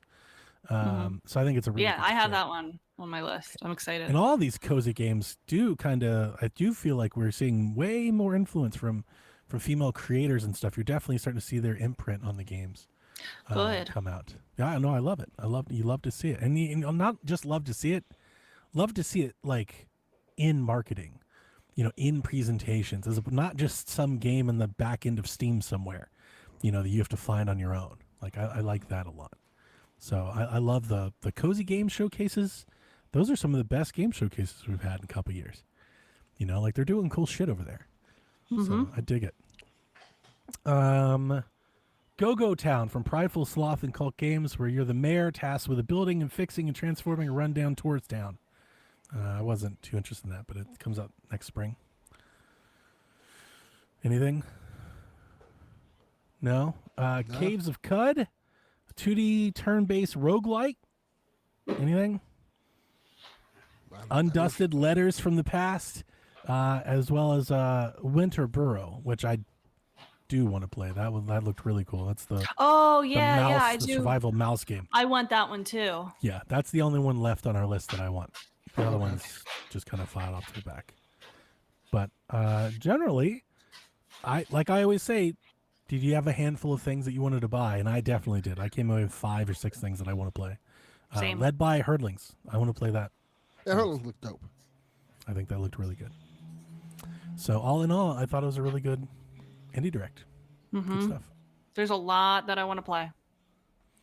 Kirby got an expansion trailer that comes out soon. Meteor crashes into the planet, causing a volcanic island to come out of the water. It's called the Star Cross World, where you'll go around and collect stars to restore order. They've remixed old stages, so you'll replay the old stages from the first game, but now, like when you walk into like that city and like all the buildings are run down and grown over, now there are like platforms attached to the building. You can actually climb the building and go up into the sky and stuff. So you can do stuff like that. There's more powerful enemies, boss fights. There's new mouthful modes. Whoa. I'm so happy that mouthful mode is back, where you get a spring mouth, gear mouth, and sign mouth. Is this isn't out yet? I don't think yet. Not. Is it quite out yet. this month? Yes, it's out Okay. soon. I think it's like next week, I want to say. Okay. But I didn't write down the date. That's okay. Maybe chat can let us know. There's new collectibles. There's new boss rush mode in the arena. Call it Spring Mouth. Spring mouth, gear mouth. What about gear mouth? You don't need to relax. Sounds like I'm not gonna say. I already know what you're gonna say, Say it, Rebecca. Rebecca. We It already sounds know. like a get told. STD. know. It sounds like a STD. Can't say it. Yeah, see? Braces. Glad you said it. So it also comes with improved resolution and frame rate. So the gear mouth is you suck a gear, and then you can like roll up a wall. That usually happens to me when somebody sucks my gear. Yeah, the spring mouth is you suck a spring and then you can bounce, right? You can jump. That also happens. And I forget what sound mouth does at this point, but yeah. You know what it does. August 27th. I have to. You guys talk about the. Oh no! Hang on. Just give me a minute. I gotta get this cat out. It's freaking out. Yeah, you know, goddamn well we don't want to talk about this. Causing mayhem. August 27th for the Kirby expansion. Also, it looks like UFO 50 is getting a physical edition from Fangamer. Oh, That's pretty cool. I would Like UFO consider 50 that. Yeah. I love Fangamer. Fangamer has good stuff. It's good that we're in a space for other companies. It's like, hey, we'll make a physical copy for you. You want that? Like, I always talk about how much I like that type of stuff. Well, Josh said he already pre-ordered it. And I'm back. Did I miss anything? Nah, we were just talking about UFO no. 50 getting a physical copy from Oh, that's Fangamer. cool. And yeah, August 27th is Kirby. So, in a couple weeks. August 28th. 28th. So this is somewhat of an interesting one. So we got an update from Macronix, which is Taiwan storage company. They make game key cards, cartridges, switch carts, all that stuff. And they had their, what is going on? It's putting the groceries away. I'll mute while you talk about that. No, it's fine. It's just Oh. like it's getting worse. Like, I thought he was back there fighting with the cat. right. I was like, what is happening? Do we need to go or? So they provided a fiscal update, and we've learned the following. In the future, the company will utilize both in-house MLC NAND and outsource 3D NAND to meet varying capacity requirements. This business is closely influenced by the sales cycles of game consoles and the demand for gaming software, and the company will continue to monitor relevant marketing trends. Why is that important to Switch owners? Well, people are speculating that this might mean more capacity options for Switch 2 soon. As we've talked about this whole time from the Game Key Cards announcements, we only have 64 gigabyte cartridges right now, and a lot of companies are skipping that as a cost. Like if they only have an 8 gigabyte game, they're going to pay $17, $20, however much it costs, put it on an actual cartridge. That's why we have Game Key Cards. So is this the answer to all of our problems? I have a lot of doubt. Again, it's a fiscal update to shareholders. They want that to be positive. But is there some hope maybe on the horizon? Maybe. Nintendo did send out a survey.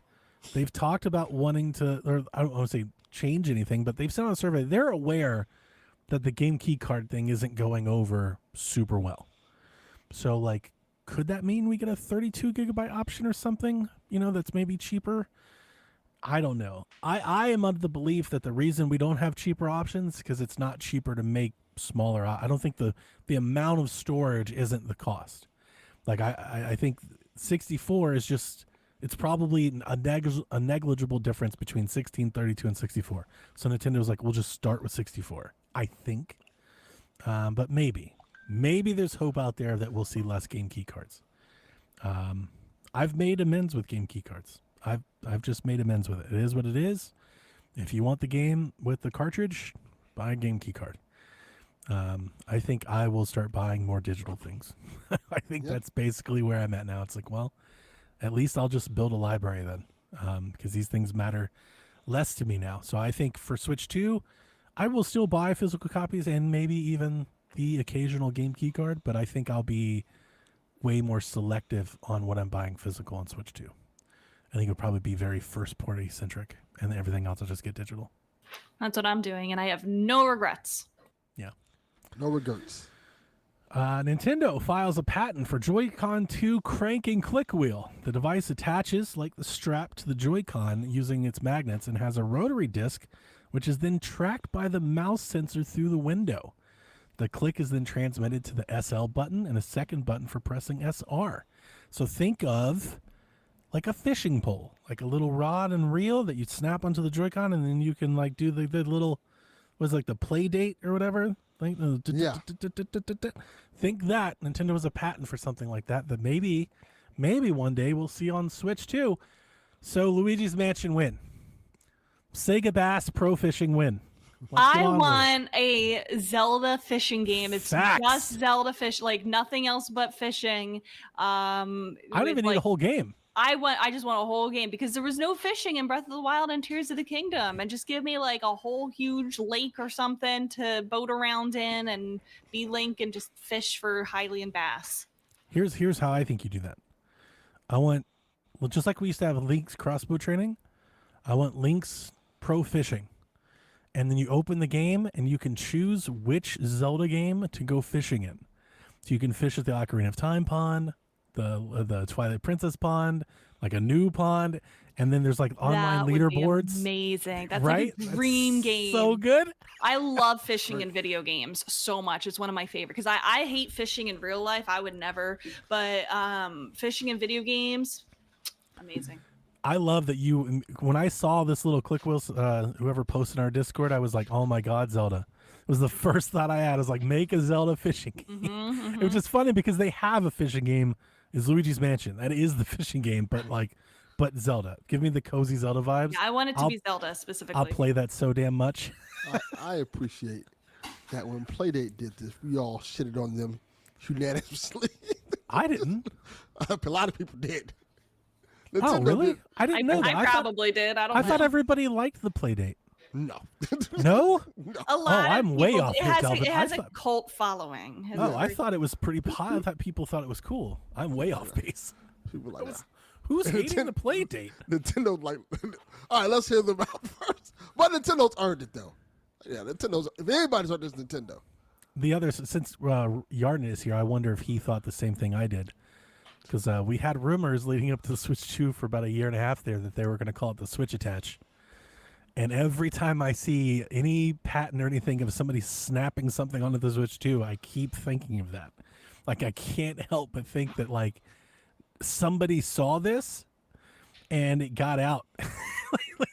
like, maybe they really wanted to call it the Switch. I can't let it go. I can't let it go. The Switch Attach is like, all the evidence is there.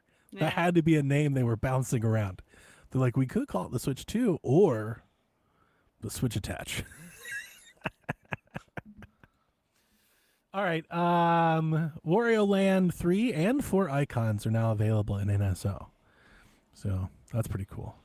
Lego Party, the Mario Party clone, comes September 30th. Forgot about That's coming that. to everything, but it's also coming to Switch. So if you're looking for something new, if the camera and Super Mario Party is not doing it for you, Lego Party hopes to get your attention. Pokemon Legends ZA will have a playable demo at the Pokemon World Championship next weekend. So maybe we'll get some feedback on what people think of that. I will say real quick that leaked like gameplay tidbit was much better at selling me the game than anything that they've shown in real trailers. So I feel like the gameplay is actually going to be good. It's just like they're not really marketing it to my liking. Yeah, no, I think I can get on board with that. Announced at QuakeCon, Heretic and Hexen are out now on Switch and Switch 2 for $15. I have bought them and played them. They're excellent. They include new campaign maps for both games as well. So it's not just a remaster of the old ones. They've got new episodes as well, just like Doom 1 and 2. In my opinion, this is must-own stuff. You should everyone should have it. I don't think I've ever played Heretic. So I got onto that. I never did either, Delvin. I missed it on N64. I don't know if you were on the show or not, so I can't even say if you remember. But years ago, when we first had Jeff Grubb on the show, like his first or second appearance, we were talking about boomer shooters and how much I love, Doom, and how I played Doom 64. That was my first Doom and everything. He was like, "Yeah, Hexen." I was like, "What?" He was like, "Hexen." I was like, I don't know what you're talking about. Because I'm always I love Turok and Goldeneye. He was like, "Oh, you never played this?" And I was like, "No." And he told me it's Rebecca, do you know what these games are? All right, so it's fantasy Doom. So like think Doom, like old boomer shooter Doom, like Doom original, but think like magic and spell casting and that Instead of guns and bullets. instead of guns. Got it. It's that wizards and shit. So I bought it. I have it. I have an N64 cart. Anytime somebody's like, just like Rebecca, Beetle Adventure Racing, like, well, I got to get it. I've never played that. So I bought it and I played through it a few years ago. It was maybe 4 or 5 years ago. Loved it. Absolutely loved it. So the moment this was announced, I instant bought it. I didn't even look at it. Just eShop purchase. And it's great. It's wonderful. It's right there with Dusk and Doom and all of that other stuff. It's perfect. Bolt gun. I'm so happy. And people are still wanting like, this may just be old man of me. The more and more we do this, the more and more I realize that I'm sounding like the people that I used to yell at for sounding about all of the reminiscing of their old days. Yes. But people want Battlefield and Call of Duty and shit on Switch. And I'm like, I'm totally fine if Call of Duty wants to show up. That's cool. But it's like, there is so much great FPS and shooter stuff on Switch now. If you were just willing to play that, you have Fashion Police Squad, Dusk, Bolt Gun, Doom, all the new Dooms, the old Dooms. Like, there's so much great boomer shooter shit. All the Turoks have been remastered. Like, my cup runneth over. I have no lack of shooters on Switch. A weird thing with people. I don't want to say Switch owners, but people in general who have Switches who feel like having Call of Duty or Battlefield like legitimizes the console. Oh, this is the real gamers console and stuff like it's that. grown up. Isn't Call silly. of Duty supposed to be coming to Nintendo consoles? Isn't that like is. an agreement that was supposed to have happened? I think we all wonder if that agreement means anything, like if it matters at all anymore. but it is supposed to come. Like, I would rather them bring older Call of Duties than the new one. Because I want it to run really well. Yeah, like I want it to run well. Well, they never said the new ones. They just said Call of Duty will be coming. So like I always thought that to meant like maybe like Warzone. I thought it meant Warzone. Yeah, here's Warzone. I would rather the first 3 main Call of Duty Modern Warfare games, stuff like that. I would rather them anything that they've remastered or any of their older. I would rather them bring that stuff over. Any of their like PlayStation 4, Xbox One Call of Duties, any of that. Because all they really need over here, really is, honestly speaking, is Warzone. Just bring Warzone over. People be happy with that can be the live service game for people. It can compete with Apex and Fortnite. But like, I would like to see Call of Duty 4, Modern Warfare Remastered 1 and 2, maybe like Infinite or Advanced Warfare. Like, I'm here for it. Like an older Black Ops, like a Black Ops collection would be dope. Ooh, yeah. If you could get 2 or 3 Black Ops campaigns in one release for Switch, that'd be awesome. Put it on a cart. Yeah, that'd be great. I just don't think they're going to do anything like that. Trust me, people. Y'all don't want Call of Duty on Switch too. I kind of, because it's the Switch, right? I know they won't do this, but I would like them to separate the campaign from their offerings and sell them individually. Could you imagine if Call of Duty 4 was $29.99? Modern Warfare Remastered was $29.99? That'd be awesome. And like, you could get Warzone if you want the multiplayer thing, but just sell the campaign separately. If you think NBA 2K takes up a lot of space, wait until you see what Call of Duty takes up. It's a lot. Like a whole Switch. He says boomer shooters are good, but he loved they want SOCOM, they want Call of Duty, they want Battlefield, they want real shooters, Delvin. Not any of this old man bullshit. Doom's a real shooter. Yeah, you got Doom Eternal. Yeah, you got Apex Legends. Yeah. You know, they're out there. Fortnite. Crisis. Crisis, that's a good one. Crisis, yeah, they're all there. I'd love a Far Cry collection. All right, so speaking of shooters, Apex Legends dropped on Switch 2. It runs at 60 FPS, 1080 undocked. I don't even know what this 1792 by 1008 undocked. It's it's so odd. Just make it 900p. Like, literally. So it's 78 gigabytes. Now, I'm not an Apex person, but I did not realize that Apex was like 100 gigabyte game. I was like, what? Oh my God. It's so much. But yeah, I did watch somebody play it on YouTube. I went and saw some footage. It looks great. So if you were ever into Apex or you want that live service shooter stuff on Switch 2, along with Fortnite, that looks like a really great option for you. So you can go play it right now. Nintendo Canada, I should say, confirmed Metroid Prime 4 to be playable at Fan Expo Canada and is apparently still due in 2025. There is a lot of speculation that the game is going to be delayed or So we need dates for all these games that are supposedly 2025, Metroid Prime 4, Kirby Air Riders, Age of Imprisonment. Am I missing anything? Like Splatoon Raiders. Splatoon, yeah. These are all 2025. Like, clock's ticking. How are they going to fit all this in? I think we have time. I think if any of them, I think that Age of Imprisonment is going to be January or February because they keep saying winter for that one. Yes. Yeah, I think we've got time. I think they could do a direct at the end of this month, early September, and announce all those dates for all those games. But we haven't even seen any gameplay or anything, any footage, not just gameplay, but anything for Kirby Air Riders or Splatoon Raiders. Splatoon, yeah. Yep. I like you're that is spot on. I think that's what all the internet's talking about when both these directs were announced. People are losing their minds. Where are our first party dates and games? And I don't know, for whatever reason, I don't know if I'm just satisfied or maybe I just don't care enough. I don't know. I don't understand the urgency, like the need to know immediately. It's like I feel like it's August. It's just curiosity, like wondering how it's going to lay out. Like, what am I going to be playing in October? Yeah. I think they want you to get Drag Drive, and then they'll talk. Okay. Good luck with that. They want you to get Drag Drive, then they'll talk. Tell you what the fuck I'm not getting.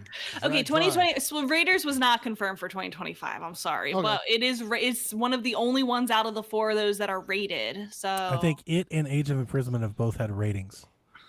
So I think they're both on their way. I think all of those games are coming. I really do. I kind of been jonesing for a Metroid game, man. Mm-hmm. Kind of getting excited. man, we've been waiting for that since 2017. There's okay, so there's some scuttlebutt online. Some leakers saying that it's not in really good shape and it's not finished, and maybe that's why it has yet to be dated. They're still working on that. I don't know the credibility of that source, and I digged into it. It seemed to be kind of iffy, so I never really brought it up as like an actual news story. They just But want to see Metroid fail. That speculation is out there. So I will say this: if it's not in good shape, just hold it. they absolutely until will. it's ready. They absolutely will. Now, here's the thing. Here's the thing. The reason that I also never put it on the show notes is like, one, I don't understand. I don't know the source, but two, we've seen people play the game. Mm-hmm. If the game was in that rough a shape, I don't know if it would have been playable. Mm-hmm. You know, and people say that was just a slice. I still don't think Nintendo would have done that. Like, I don't know. They did do that with that damn Wii U demo. Like, that never became anything. So there is some there. I just feel like a lot of people played that game. Thousands of people have played Metroid Prime. You know, it's like, I think it's coming. I think it's going to be here. Maybe it slips into the spring. I think that's totally fine. But I kind of believe that this is, I've talked about this at the beginning. I kind of believe that the plan was to have like a second launch, that the Switch 2 was kind of soft launched. I still believe that. I think they're setting up for like a big winner. Like, I'm thinking we're going to direct at the end of the month, maybe in September, that sets up a October, November, December, January, like a little run here through holiday. That's where my head has been. So all of this unknowing, I'm just like, yeah, I think that's where we're headed. Now, maybe it all gets delayed and I'm just wrong. But that was kind of my read the whole summer. Yeah, We'll find out. maybe. Atelier Ryza is getting a Secret Trilogy Deluxe pack. It arrives on Switches on, I put 11/13. What is that? Is that, I guess, November 13th? Yeah. New characters, additional story beats.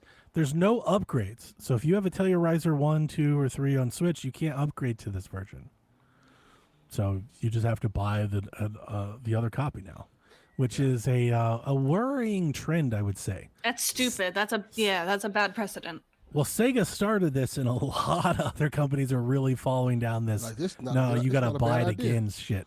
Yeah. We're getting too much of this. There's too many games of like I really wanted to tell your Yumiya to get patched for Switch 2. That is yet to happen, and by all means, I'm just expecting you just got to buy the whole game again if you want it to run better. Because And, they know which- you'll do it.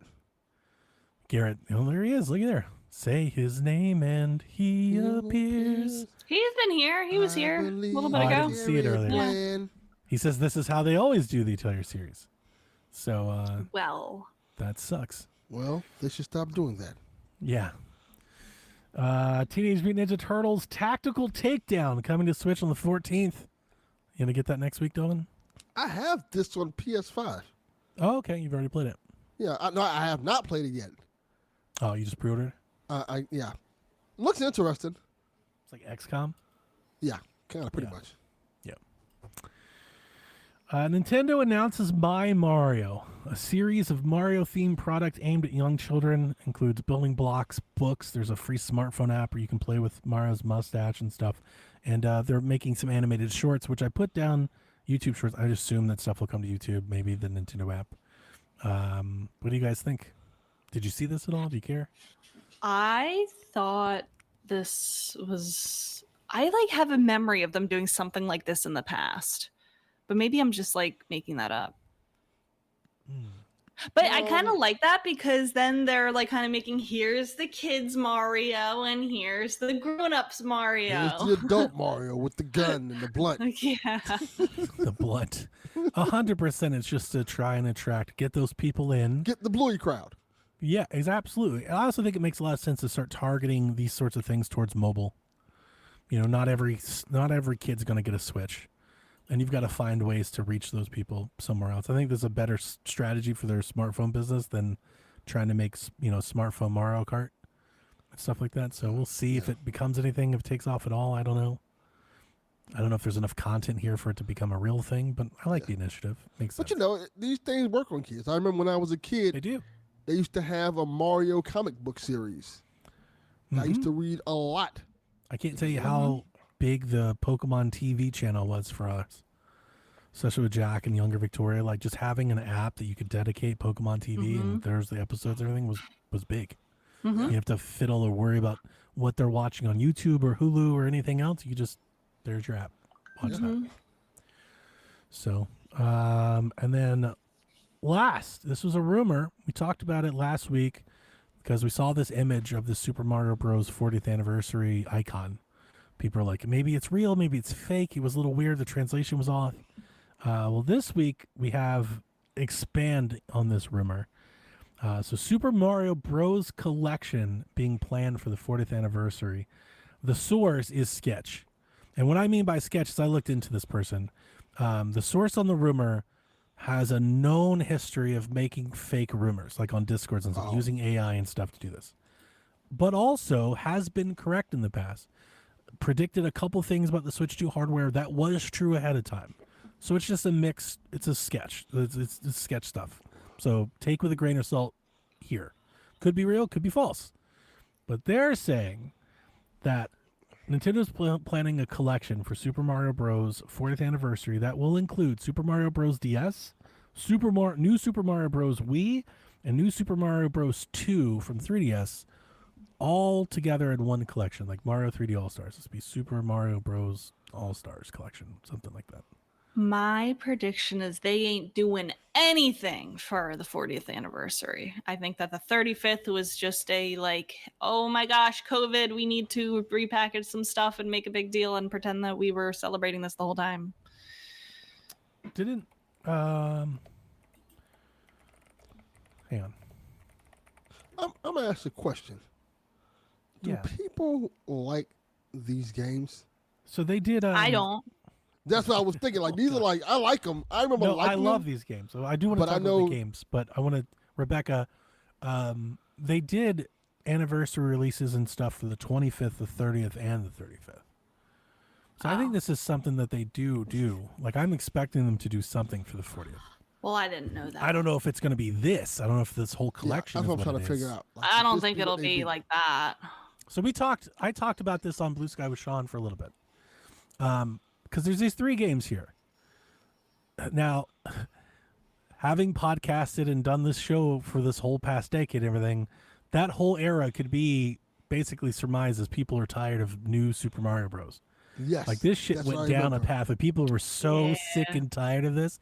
So coming out with a collection of that is kind of funny to me because I wonder how here's all of it at once. Because here's the thing, I think people would buy the shit out of it. Like if this is true, people were absolutely getting this after complaining about all of it for so long. I like the games. New Super Mario Bros. 2 is an interesting one because I feel like that was the one that really did it, and people are like, I'm tired of this shit, Nintendo. But Sean points out to me, Sean really liked that game, and what I replied to Sean was, I think a younger generation really loves that game. When I spoke to Jack's friends, Victoria, like a lot of those kids, like those games are their Mario games. Ugh. Specifically, new Super Mario Bros. Wii, which I love and adore. I think for a lot of people, that is their like Super Mario Wait, world. is new Super Mario Bros. 2... The first one was on Wii and the second one was on 3DS. Yeah, and the second one was the one that had all the coins. It was like a damn gold coin-a-thon where there's coin, you're just collecting coins like crazy. It was like super coin-rific. So Super Mario Bros. Wii was the first one that introduced co-op where you could play with your Miis and stuff. That shit was chaotic and fun as hell. You could throw each other into the pits and stuff, and you play with 4-player, you're bouncing off of each other and stuff. I think there's a lot to be had by re-releasing that one. Yeah, I remember Super Mario Brothers Wii U. Mm-hmm. I remember playing that one a lot. And when my kids were younger, I play as Mario and they play as Nabbit. Remember how well it sold? like on Switch, and like that is sold very well. Yeah. So like, I because this guy that started this rumor, he has like trolls. Like he's literally gotten things trending as trolls in the past. I'm hesitant to even believe this, but like I kind of want to because I would buy the hell out of it. Why do people I do would fake leaks? That's so They just stupid. think it's For fun. I mean, attention. that's just the internet. Since the internet's happened, It's like not trolls even have funny at all. Like it's not even. For attention, good or bad, attention is good attention to some people. So yeah, I think another thing to point out, I believe, I wanted to look into this and write this down, but I believe, if I remember correctly, New Super Mario Bros. Wii was one of those games that they remastered for the Shield. Like I think they so. did that for Twilight Princess and Galaxy, which came out in the 3D All Stars. So I don't know if that person knows that and is using that to make this rumor seem credible, but it does add some credibility to it to me because it's like that game is literally sitting at Nintendo. It's just sitting on a shelf. It's been remastered. It has the control updates. It's already there. It's been there for years. They could sell it at any moment. Sorry, I can't see. The Shield. So the NVIDIA Shield was the Switch before the Switch. Like NVIDIA made a tablet with controllers. It literally was the Switch. And I had one. What are you going to say, Rebecca? I was wondering about that thing in China where they have like a few games, including That's Twilight it. Princess. Yeah, the exact same thing. So NVIDIA released the Shield in China, and Nintendo, as a way of trying to get into that market, they released 3 or 4 Nintendo games on the Shield. So this port of this game for Switch is already done. Like it has been done for 7-8 years. It's done. And they just haven't released it anywhere else. So like that makes me think this is possible. Like the rumor, gains some credibility. Like, it's possible that this could be there. And we have seen recently that they have started to remaster or upscale DS games, 3DS games. We've seen ports of all that kind of stuff. So I think technology-wise, this rumor is within the realms of possibility. Like there are evidence of them working on all this stuff behind the scenes over there. So I don't know. We'll see. I do think they're doing something for the anniversary. I don't know if it's a whole game, but I think they'll do something for the anniversary. I would like to buy this. I would. New Super Mario Bros. U DX. That's too many letters. Sold DX Plus? 18.36 million copies. It's the 10th best-selling Switch game. Oh, that's wild. Yeah. And people are like, I'm so tired of New Super. I'm like, but it tired enough, sells a apparently. lot. Yeah, I personally, I did not like New Super Mario Bros. 2 as much. I am one of those people where I played it. I thought it was fine. I didn't hate the game, but the coin-a-thon stuff, I don't know. I honestly, the level design, I think, was just kind of samey. That kind of felt like DLC. It was like, it's just more of what we've already done. But Super Mario Bros. Wii, I love. I think it's a great game. The waggle controls and everything. That was a big one for me. Any other thoughts? Not that Shield. Okay, well, I said my piece. That's the rumors. That's the news. Questions? Questions directly from you. Starting with Jason. It's a lazy Sunday afternoon. That it is. And you are playing NS2 with some time to kill. You suddenly get a chat invitation from a random Switch friend that you have never interacted with before besides accepting a friend request at some point. Do you answer the invitation or ignore it? I remove that person from my friends list. Yes. What? 100%. Oh my That is god. correct answer. You're not even a little bit curious what they're inviting you to? Have Anyone you? who knows me knows I don't want to talk to nobody. I don't want to associate with you. Hang Don't on, call me on the Switch. Rebecca. Are you just opening strange requests on PSN and stuff? No, I don't accept strange requests. Oh, okay, all right. I'm just making have- sure because In fact, I have friend requests turned off. there it And is. I have to request you if we want to be friends. Yeah, because we get a lot of, especially for a moment there on PlayStation, I was getting a shit ton of spam messages Yes. from just bots, and so I was like, oh god, I had to turn all that off. Yeah. Don't mess with me. Luckily, that has not been the case for me on Switch at all, so I'm happy about that. But around like last year, maybe the year before, I went through my Switch list because I had just carried over. So for those of us that have been around before Switch, that had the Wii U and the 3DS, we will remember that all of that stuff you could port into the Switch. So when your Nintendo account went into Switch, you could bring your Wii U friends, your 3DS friends, your social friends. You could connect Oh, your I think Twitter I account. do have like 2 or 3 3DS friends that I don't know. So one day, I was like last year, I opened up my Switch list and I was like, I'm friends with, I don't know, countless hundreds of people that I do not know and have not spoken to in a decade. And I purged all, like I went from hundreds to like, I have like 20 friends now, like went way down. Like if I You're had, like, the if I friendship haven't is over. spoke to you, if you don't follow me on Blue Sky and you're not on our podcast or in Discord, yeetus deletus. I went and I was like, this is, because when you start doing these, their mobile apps and stuff, their chat, like it can bog some of that down. And I was like, I'm just going to clean this up once and for all. So, yeah, if I got a random message, even if somebody that I was there, if it was just a random message like, we don't talk, no, I'm deleting that. I'm deleting you. You better I would contact be me on Discord. very curious if it was someone I didn't know. Like, I what wouldn't fuck- are you inviting me to? Let's look at her. She can't not, cause she's like, I'm going to open the message. I want to You- know. You should not be answering anybody's This is fucking why, messages this is why fishing, or anybody's chat. this Absolutely is why not. fishing and you're going to get your Work. identity stolen. Or, Yeah. She's so excited. She's like, what do Out they of- want though? Out But of maybe us it three, is a Nigerian you- prince. look, out of us three, you are the main one who should be like, nah, I'm not doing that. Yeah, 100%. Yeah. I just know any of my real friends would know to contact me on Blue Sky or Discord. Yeah. Yeah. They wouldn't yeah. do that. They know So, that like, you're not I'm Just answering any Switch. Text me or 100%. message Don't me do on that. Discord or something like that. Yeah. No, Yeah. not on no Switch or no PlayStation. But don't you want to see what game they're playing? I don't give a fuck what y'all play. I'm telling you right now, not even the least bit.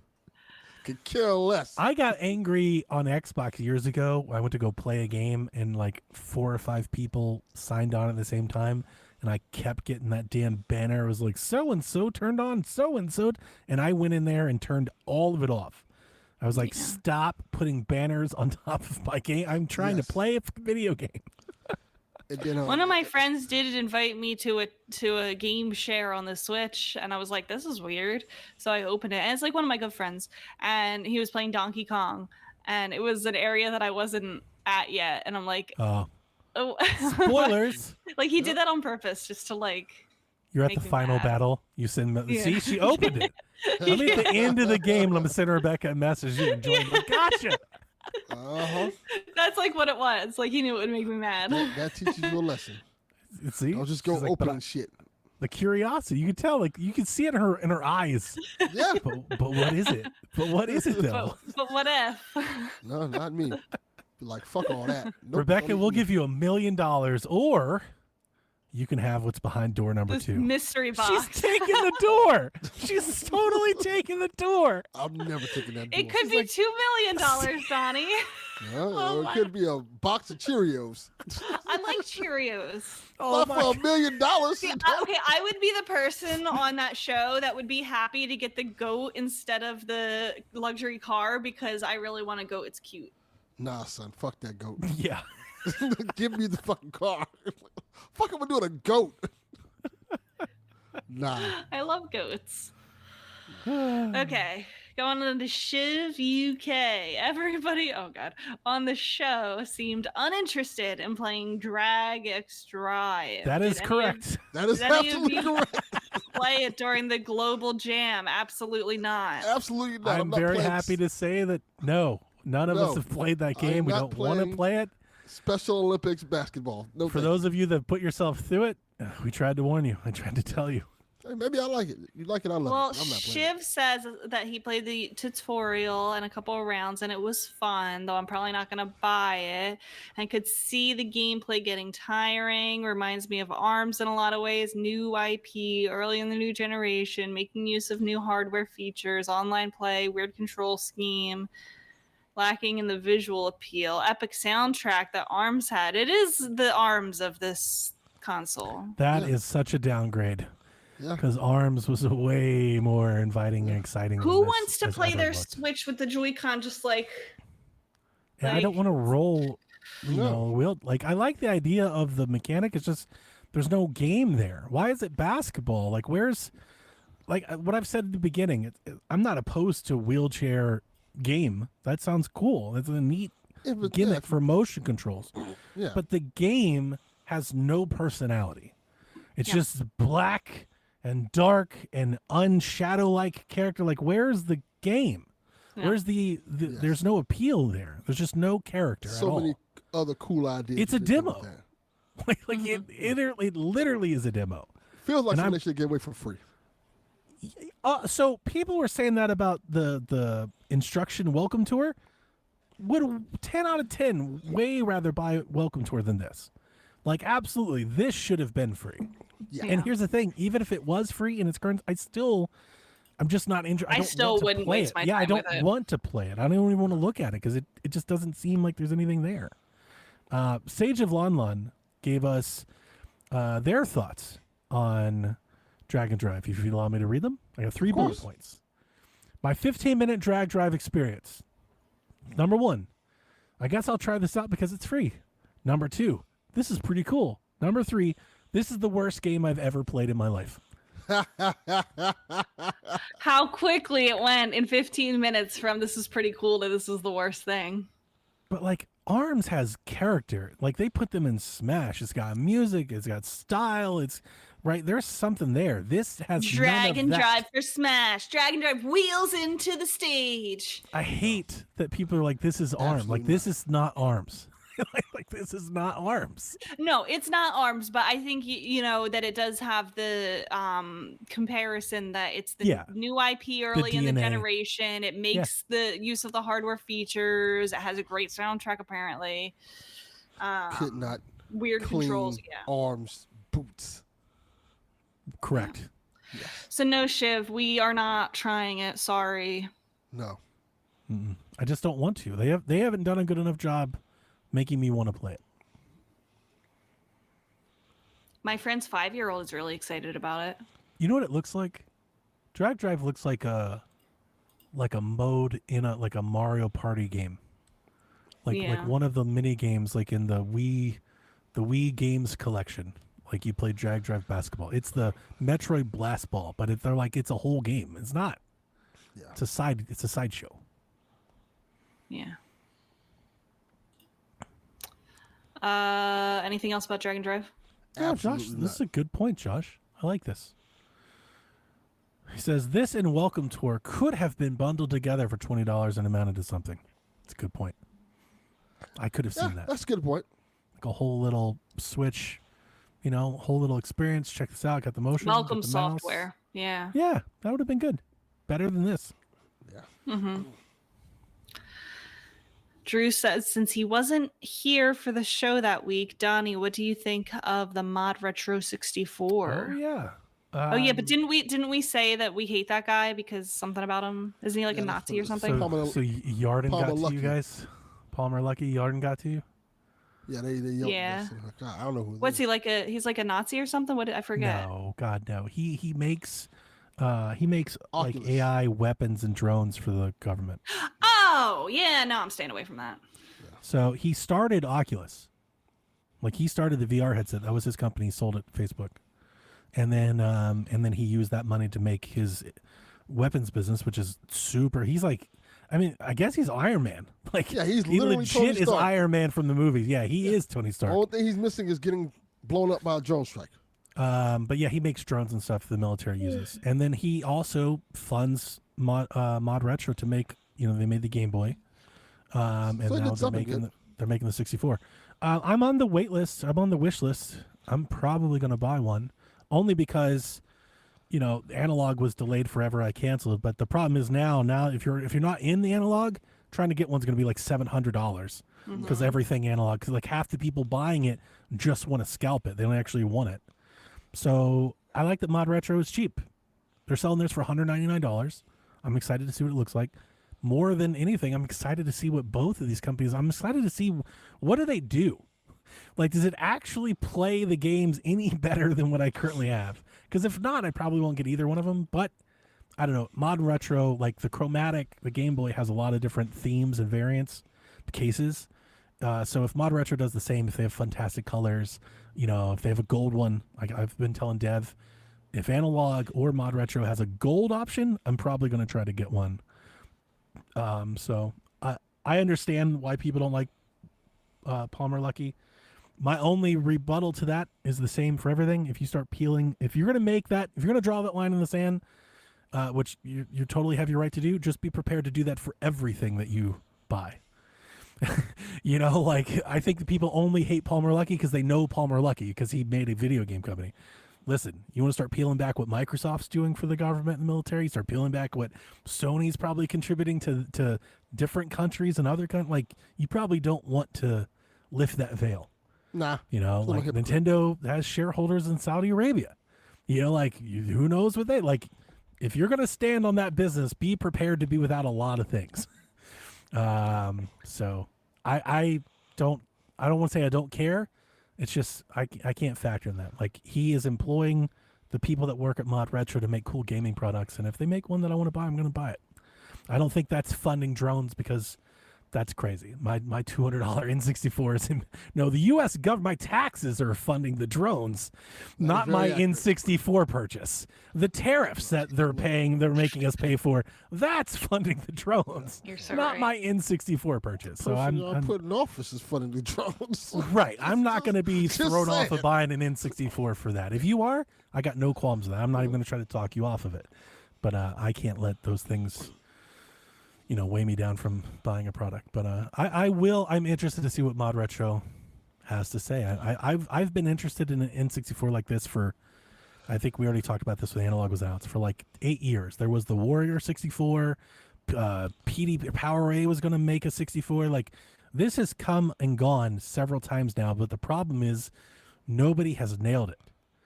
Like they've never been good. I'm hoping both of these are good, and if they are, I'm going to buy one. I'll buy one day. Yeah. I'll I'll consider it. play Josh's Analog when it comes. I can't wait to see. We still have yet to see footage of a game. Like, they're like 3 weeks away from shipping, and it's like, can somebody show us what it does? It'll be delayed again. Don't worry. We're not going to know what it does until the first person that gets one plugs it in. At their house, Exactly. They right? won't tell us what it feels like. A scam. Oh, no. But it's Analog. They are reputable.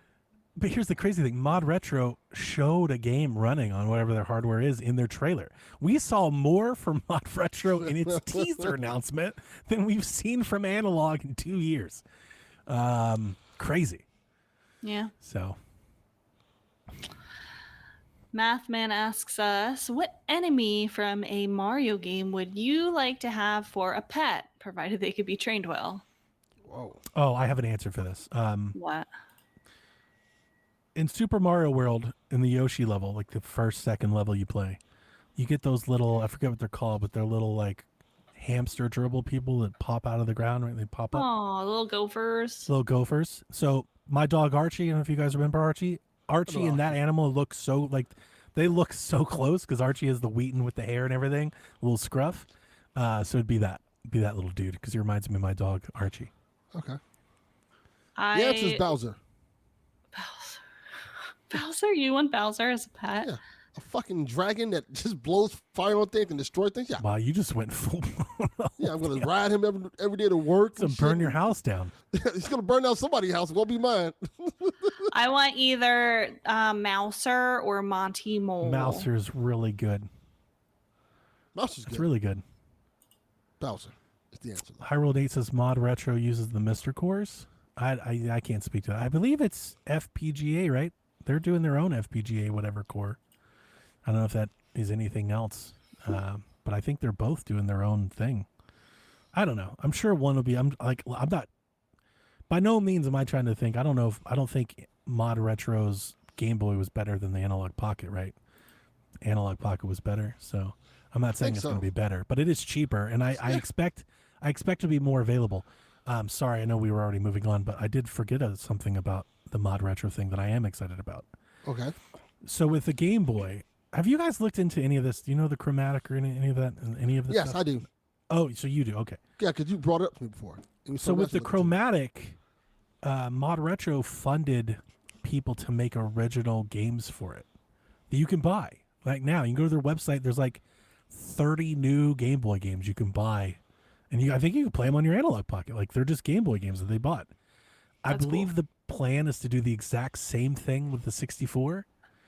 So that could be really cool. That we could get new N64 games to buy that you could play on your Analog Pocket or your 3D or your actual N64 or the M64. Like, I think that's really fucking cool.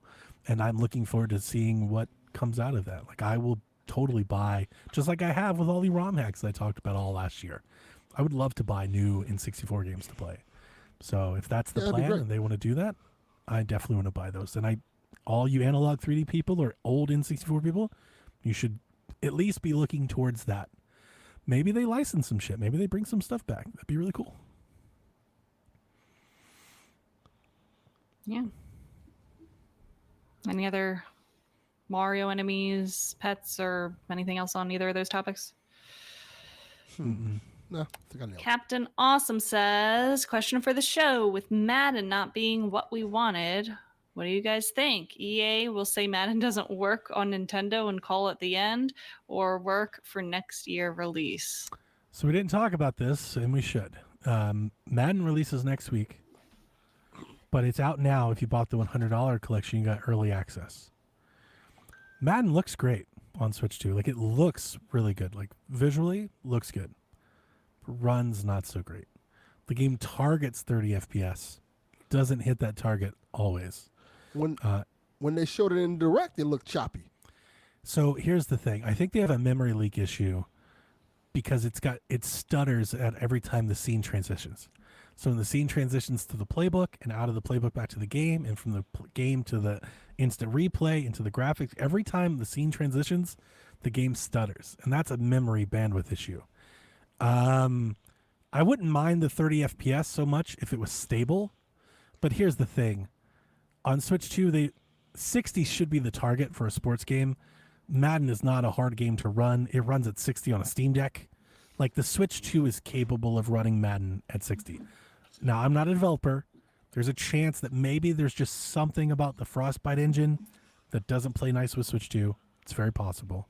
But based on what we've seen out of real games, WWE, Cyberpunk, Switch 2 should be able to run Madden at 60 frames a second. Yes. So I'm not an expert, but that makes me think that this is just a quick port, that there hasn't been a lot of investment in porting Madden to Switch. So there's optimism that it gets better. They could come out with a patch. Maybe there's a day one patch for actual release day. Maybe they could come out with a performance mode.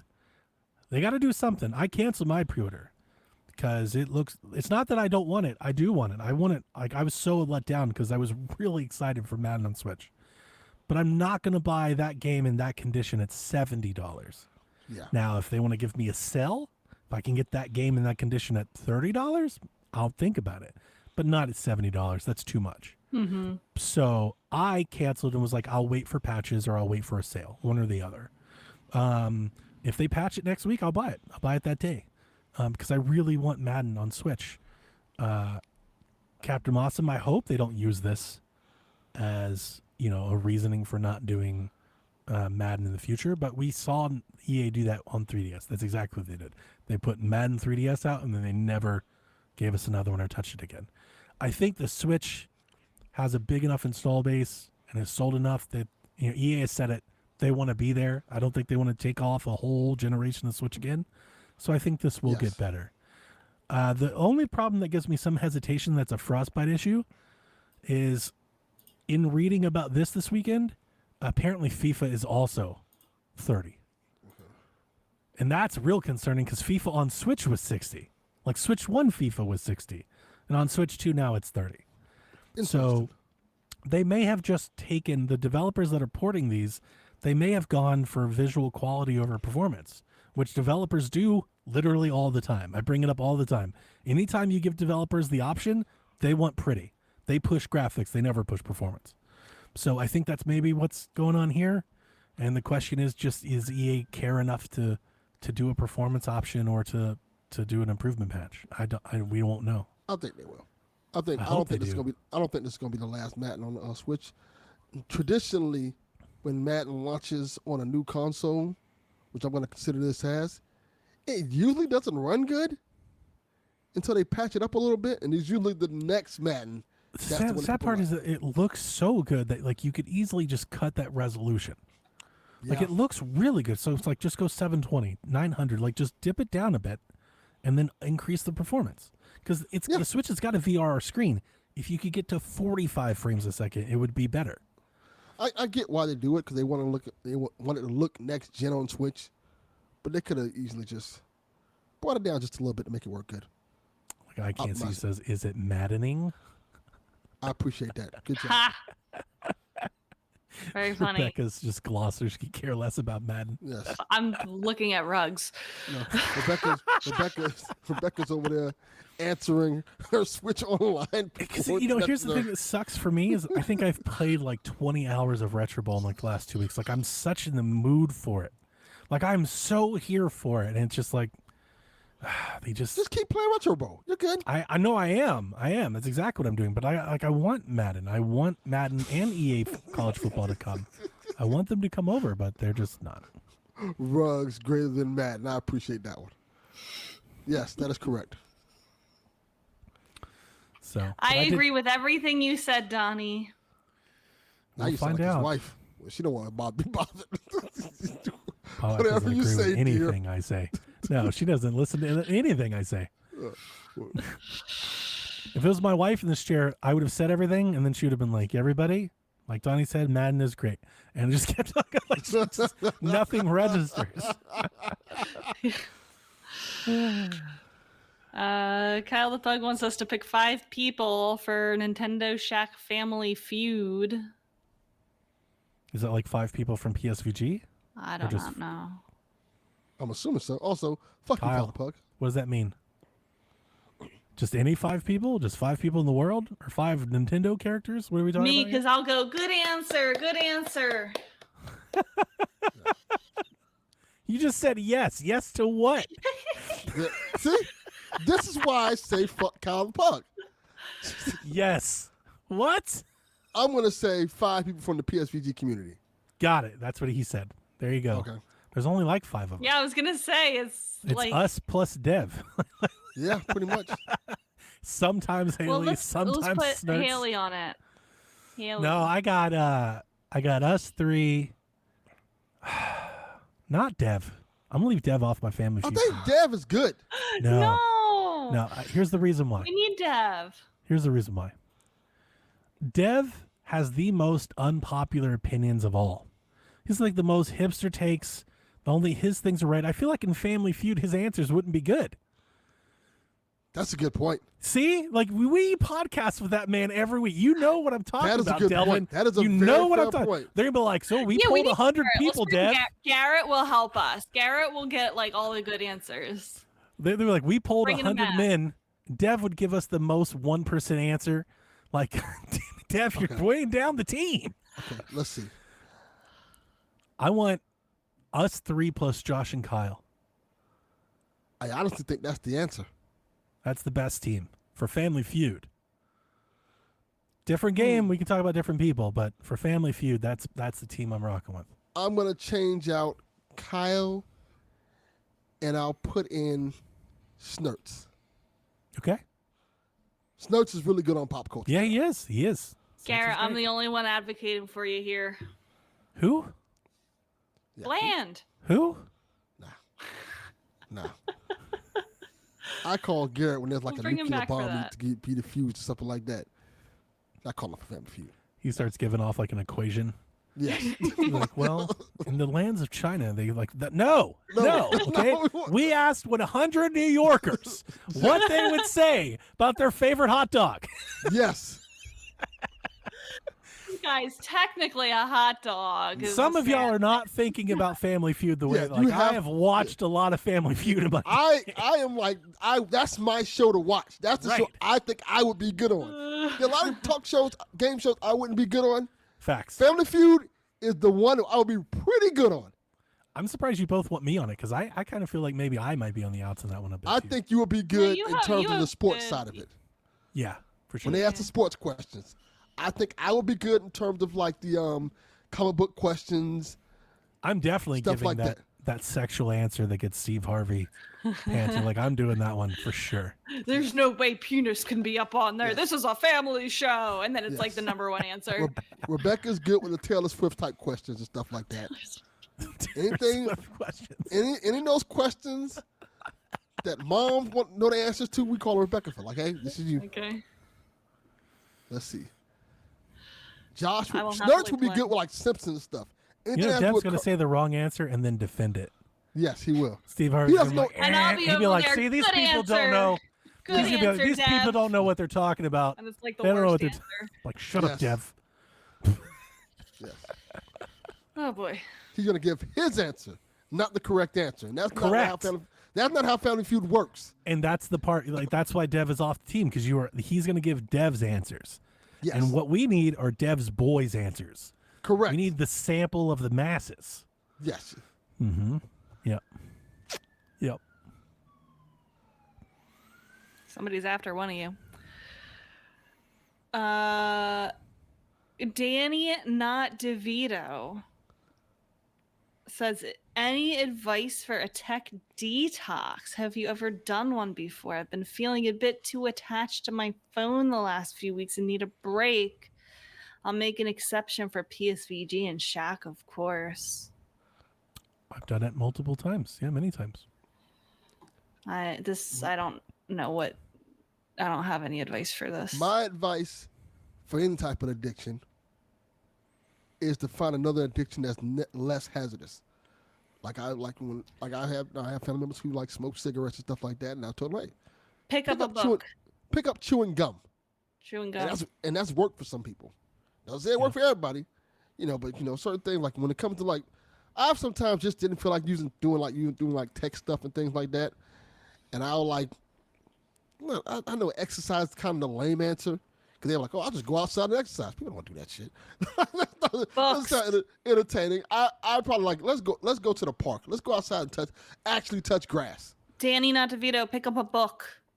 That works. Or just go do something fun. Go out and go experience the world. Like even if Go you just for a like walk.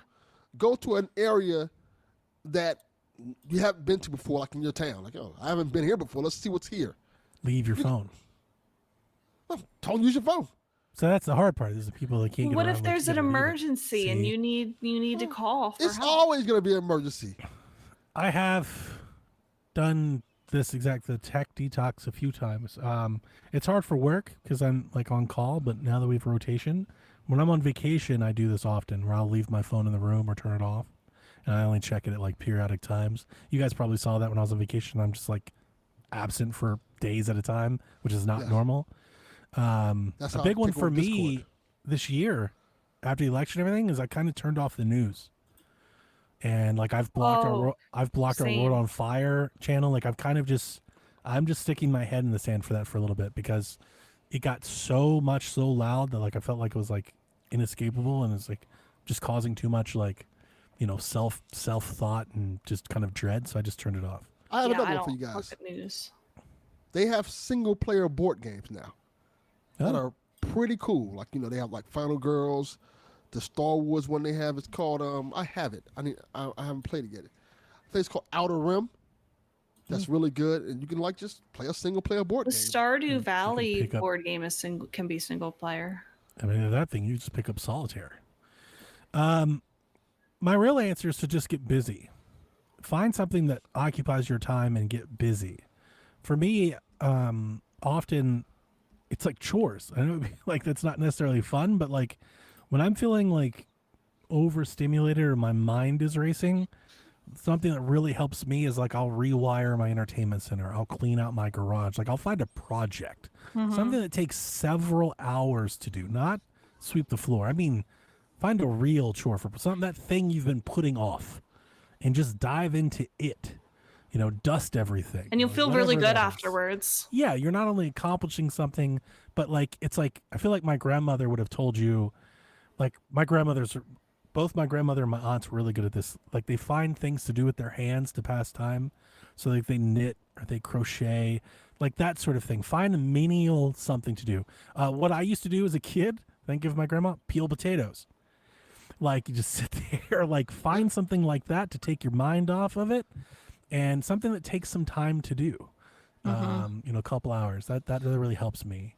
But don't feel alone. I definitely understand the need to do that. Like I've this year, I've really stopped listening to podcasts, not video game, like all podcasts. Like I used to listen to so much sports talk radio and stuff, and I was sharing this with Dev, I think several weeks ago. Some odd reason, like this past year, I got to the point where like everything just feels real loud. Like I'm kind of tired of listening to people talk.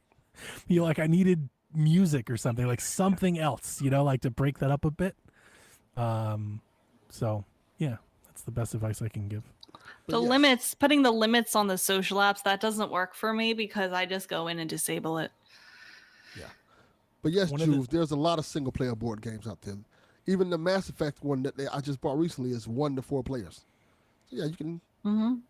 It's one of the main reasons I really like Blue Sky is it kind of feels like there's not a whole lot going on there. It's a slower pace. It's slow, yeah. Like I'm not seeing like the latest breaking, it's happening. I don't see that stuff on Blue Sky. It's like I'll log in and see Rebecca's posts. Like I saw Rebecca's closet, which she posted yesterday. It was like the 17th story in my feed. Like it's still there, and like the one scroll away is slower. I like that a lot about it. Same.